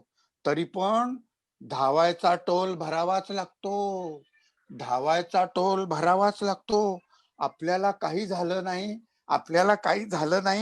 या आनंदात मी हत्तीवरून ब्लड शुगर वाटली. आता सगळेच विचारतात तुम्ही लग्न का केलं नाहीत. तर म्हणालो बायको निघून जाण्याचं भय असतं. रात्री सगळे नवरे चाचपून बघतात बायको आहे का निघून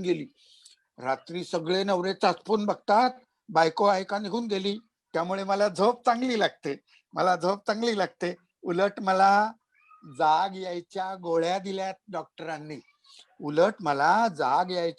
लिहून दिल्यात डॉक्टरांनी. परवा तर पहाटे 3:30 सरकार पडलं. त्यात 10 कोटी लोक दबले.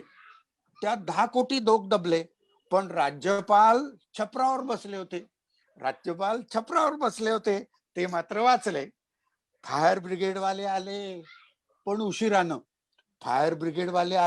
उशिरानं. मग लोट वाट पाहून स्वतःच निघून गेले. लोक वाट पाहून स्वतःच निघून गेले. हल्ली सगळे हुशार झालेत. काही घडलं की लोकांना वाटतं आता पोलीस येतील, काही घडलं की लोकांना वाटतं आता पोलीस येतील, पोलिसांना वाटतं मीडिया येईपर्यंत थांबूया, पोलिसांना वाटतं मीडिया येईपर्यंत थांबूया. मग लोक कंटाळून निघून जातात, लोक कंटाळून निघून जातात. पण कटिंग चहावाल्याचा धंदा होतो, कटिंग चहावाल्याचा धंदा होतो. हल्ली बेकारी आहे, हल्ली बेकारी आहे. त्यामुळे सगळे एकमेकांना विचारतात काही काम आहे का, सगळे एकमेकांना काही काम आहे का विचारतात. मी त्यांना गवत काढायला का विचारलं, मी त्यांना गवत काढायला का विचारलं, तर अतिवृष्टीत सगळं गवतच वाहून गेलं, अतिवृष्टीत सगळं गवतच वाहून गेलं. आमची शेती असती तर मी सगळ्यांना कामावर ठेवलं असतं, आमची शेती असती तर मी सगळ्यांना कामावर ठेवलं असतं. पण मी तर ऑफिसात असतो, मी तर ऑफिसात असतो. मग एवढ्या खुर्च्या कुठून आणायच्या, मग एवढ्या खुर्च्या कुठून आणायच्या. आपलं काही दिवसासारखं नाही, दिवसासारखं नाही. रात्र पाणी घालत राहते, रात्र पाणी घालत राहते. म्हटलं की दिवस बरोबर उगवतो, दिवस बरोबर उगवतो दुसऱ्या दिवशी, दिवस बरोबर उगवतो दुसऱ्या दिवशी. खत वगैरे घालावं लागत नाही, सेंद्रिय की काय म्हणतात तसं. खरं तर नोकरी लागली की ऑफिसात वेळ कसा घालवायचा, नोकरी लागल्यावर वेळ कसा घालवायचा म्हणून मी सगळीकडे घड्याळ लावून ठेवलीत, सगळीकडे घड्याळ लावून ठेवलेत. एकदा टॉयलेटमध्ये किती वाजलेत, एकदा टॉयलेटमध्ये किती वाजलेत, मग हॉलमध्ये किती वाजलेत. म्हणजे दिवसभर छान टाइमपास होतो, दिवसभर छान टाइमपास होतो. माझा रविवार सोमवारपासूनच सुरू होतो, माझा रविवार सोमवारपासूनच सुरू होतो. तो आठवडाभर चालूच राहतो, तो आठवडाभर चालूच राहतो.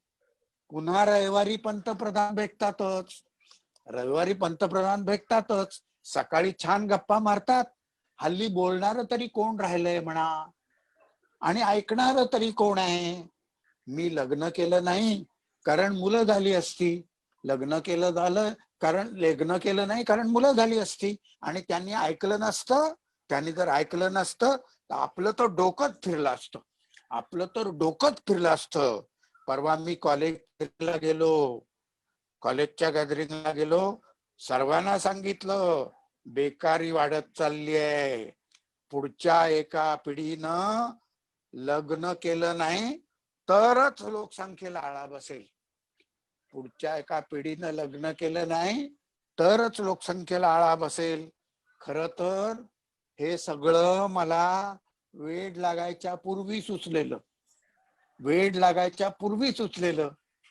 पण वेड लागल्यानंतर लिहून काढलं, वेड लागल्यानंतर लिहून काढलं. परवा जीए भेटले, जीए म्हणजे जीए कुलकर्णी, परवा जीए भेटले. म्हटलं वेळ कसा घालवता, वेळ कसा घालवता.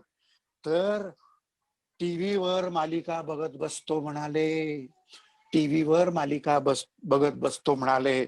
मग मात्र आपण शहाणे आहोत वाटायला लागलं, मग मात्र आपण शहाणे आहोत वाटायला लागलं.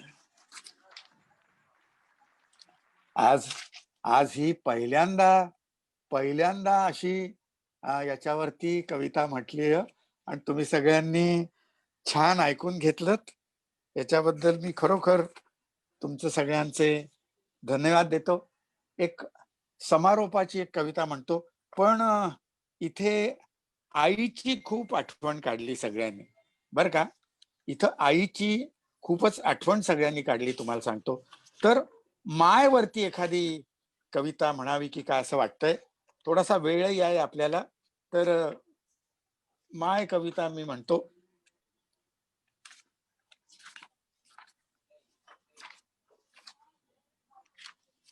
माय ही कविता ज्या माऊलीच्या मुळे लिहिली गेली त्यांचा इथे आज उल्लेख करतो, कारण त्या आता दिवंगत झालेल्या आहेत.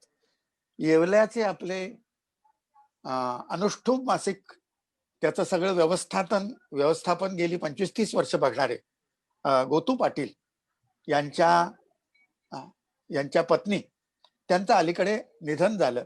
पण एकदा त्यांनी ज्या पद्धतीनं खानदेशचं सगळी ती कळणाची भाकर सगळं जे काही खाऊ घातलं पोटभर, त्या तिथेही कविता लिहिली गेली आणि गोतू पाटलांचं आत्मचरित्र प्रकाशित झालं तेव्हा त्या पुस्तकाबरोबर ही कविता लिहून त्याचा बुकमार्क छापला होता त्यांनी.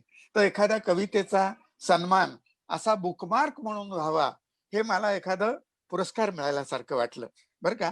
तर माय नावाची कविता बघा. हा, माय तूच असतेस घर, तूच असतेस घर, स्थापत्याचं नेसू बदलतेस, स्थापत्याचं नेसू बदलतेस काळाच्या पटरीवर, चिकण मातीनं लिंपलेल्या धाब्याच्या घराशी, पाट्यावर मीठ मिरची वाटत, कधी जोत्यावर घट्ट उभी असतेस चांदई सारखी, कधी जोत्यावर घट्ट उभी असतेस चांदई सारखी.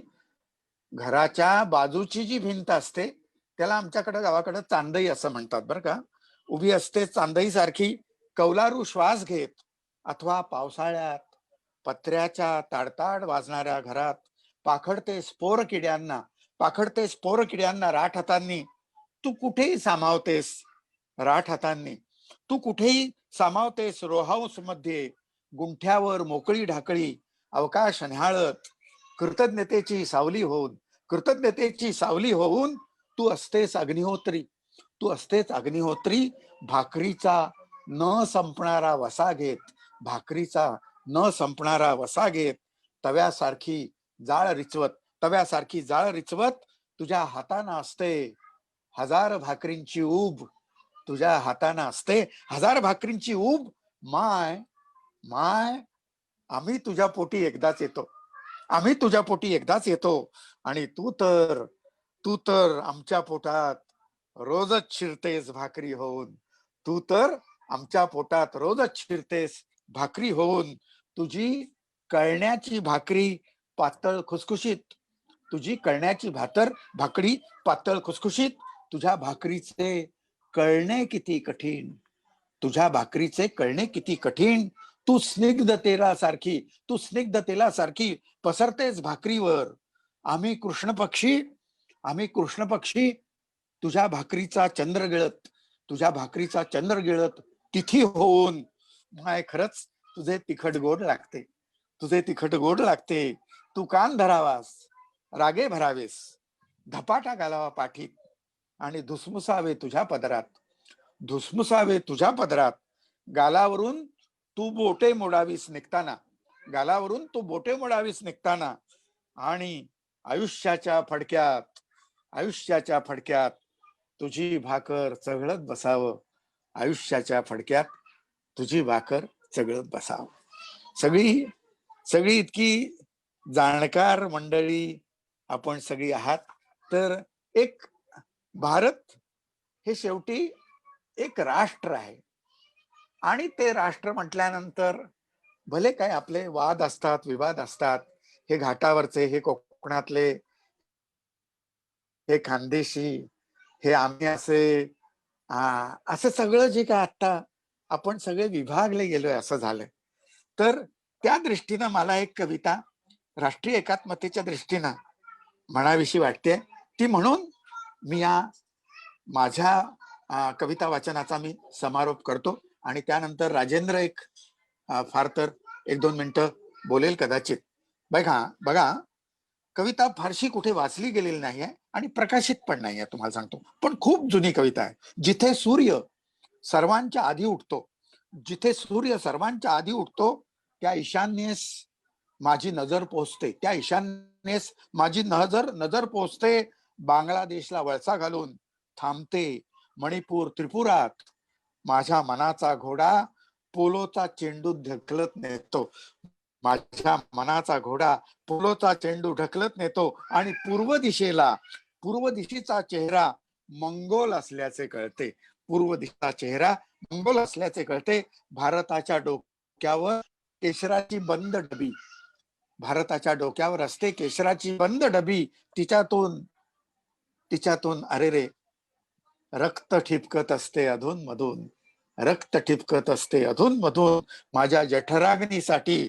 माझ्या जठराग्नीसाठी उडुपीचा शेट्टी उभ्या वरवंट्याने रगडतो इडलीचे पीठ, उभ्या वरवंट्याने रगडतो इडलीचे पीठ भल्या पहाटे, तो पांढरा लेंगा शर्ट मधला नाकात बोलणारा कच्ची, माझ्यासाठी त्याने बरण्या भरल्यात किराण्याच्या, जिरं, तेल, तिखट, मोहरी, केरळची मिरी, काळी मिरी, दालचिनी इत्यादी कांचीपुरम कुंभकोणमचे रेशीम धागे पोचलेत माझ्या घरापर्यंत. कोइंबत्तूर लोणी कडतंय चुलीवर, घराला लोणकडा वास येतोय. सापडा सापडा, तमिळमध्ये जेवणाला सापडा सापडा म्हणतात. सापडा सापडा म्हणत ऑफिसातले तमिळी लगबगीने उठतात, तेव्हा उगीच आपल्याविषयी काय बोलतायत की काय अशी शंका वाटते. पण जेवणाचे डबे उचलून हाती घेतल्यावर आपला जीव किती भांड्यात पडतो. धोत्रावर भाताचा ढीक पसरून मटक्यातील लाल पाण्याबरोबर कामारेड्डी निजामाबादचा अण्णा ढकलतोय भूक पोटात. माझ्या डोक्यावर घट्ट लोखंडी विणीची स्लॅब भरतोय, माझ्या डोक्यावर घट्ट लोखंडी विणीची स्लॅब भरतायत. राम हरख राम हरख राम आधार. तोलतोय नाशिक कोबीचा गड्डा, तोलतोय नाशिक कोबीचा गड्डा. कोण असेल त्याचं पिलीभीतला, कशी असेल मुघल सराई. सुलेमानच्या एका डोळ्यावर मोतीबिंदूचा कापूस चिकटवलाय आणि दुसऱ्या डोळ्याने मला सांगतोय ये दशहरी है, ये दशहरी आम है मलियाबाद का. लेगाव साहब बच्चों के लिए अब अगले साल ही मिलेगा. गुडघ्यापर्यंत धोतर खेचून कानात भिगबाळी घातलेला डुंगरपूरचा भट राजस्थानातला भरतोय चहाचा कप. माझ्यापर्यंत वाफा येतायत. हमरस्त्यावर वळलीत चाके ट्रकची, चिखलातून चौपाईवर करडा सरदार तोडतोय रोटी दोन हातांनी. चौपाईवर ढाब्यावर करडा सरदार तोडतोय रोटी दोन हातांनी. या शांत मेणबत्त्या निघाल्या चर्चकडे आणि 9 नंबर फलाटावर ते बोचकं घेऊन बसलेली बाया माणसे भाकरी बरोबर चवीने खातायत. मेथीची काडी एकाग्र होऊन, मेथीची जुडी मेथीची काडी एकाग्र होऊन सचिन आया रे म्हणत सर्वांची बॅट फिरते हवेत. आपण इथे राहिलो तरी इथलेच, गाव सोडून आलो तरी इथलेच, परदेशात गेलो विसावलो तरी भारतीयच. बाटलीतल्या मिनरल वॉटर पासून गावच्या हंड्यापर्यंत ही गंगाच वाहतेय सर्वत्र, ही गंगाच वाहतेय सर्वत्र. आणि दूरवर पसरलेल्या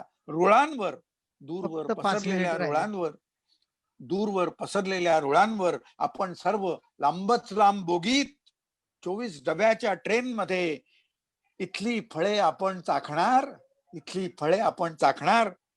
तर इथले काटेही आपल्याच पायात रुतणार. धन्यवाद आपल्या सगळ्यांना, माझ्या सहकारी कवी मित्रांना, रसिकांना. आणि सर्वात शेवटी आभार मानायचे म्हणजे दिलीप भाऊंना. इतकी वर्ष त्यांनी हे चालत ठेवलंय. तर हे साहित्य संमेलन अक्षरशः एक दिवस अखिल भारतीयचं स्वरूपाचं होणार याबद्दल माझ्या मनात शंका नाही. धन्यवाद. मनपूर्वक धन्यवाद सर. आमच्या प्रतिष्ठानचे खजिनदार यांनी 2 ओळी पाठवल्या, 1च मिनिटात होतील त्या. संजय भांबरे खजिनदार यांच्या ओळी. प्रतिष्ठानचा उपक्रम नवा जणू मराठी रसिकांना रानमेवा. साहित्याचे नवे नवे वारे, तृप्त झाले श्रोते सारे. भांबरे सर अप्रतिम लिहिलं आपण. आणि यापुढे साहित्यिक कलावंत प्रतिष्ठानचे प्राध्यापक संभाजी चौगुले या कवी संमेलनाच्या बद्दल आभार मानतील. साहित्यिक कलावंत प्रतिष्ठान आयोजित 20वे साहित्यिक कलावंत संमेलन कोथरूड या ठिकाणी संपन्न झालं. स्थळ ऑनलाईन प्रक्षेपण मान्यवरांचं कवी संमेलन या संमेलनाचे अध्यक्ष माननीय अशोक नायगावकर सर यांनी भूषवलं. तेव्हा मी साहित्यिक कलावंत प्रतिष्ठानच्या वतीने मी प्रथमतः नायगावकर सरांचं मनपूर्वक आभार व्यक्त करतो. सहभागी कवी जे आहेत यामध्ये सहभागी कवी होते रमण रणदिवे सर, यांचाही मी प्रतिष्ठानच्या वतीनं आभार व्यक्त मानतो. यामध्ये दुसरे सहभागी कवी होते शिवाजी सातपुते सर, तसेच माननीय मनोहर आंधळे सर, माननीय देवा झिंजाड सर, माननीय प्रशांतजी केंदळे व मृणालिनी कानिटकर, माननीय अस्मिता जोगदंड या सर्व सहभागी कवींनी या ठिकाणी उपस्थित राहून साहित्यिक कलावंत प्रतिष्ठानच्या विनंतीला अगत्याने मान देऊन या ठिकाणी आपण सर्वांनी या ठिकाणी उपस्थिती दाखवली व आपल्या कविता सादर केल्या, त्याबद्दल मी साहित्यिक कलावंत प्रतिष्ठानच्या वतीने मी आपणा सर्वांचं मनपूर्वक आभार व्यक्त करतो. तसंच या साहित्यिक कलावंत प्रतिष्ठानचे स्वागताध्यक्ष आदरणीय दिलीप भाऊ बराठे यांचाही मी आभार व्यक्त करतो. उपस्थित या तसेच या सूत्रसंचालक जे आहेत राजेंद्र वाघ यांचंही मी आभार व्यक्त करतो. उपस्थित प्रेक्षकांचाही आभार मानतो व कार्यक्रम संपला असं जाहीर करतो. धन्यवाद.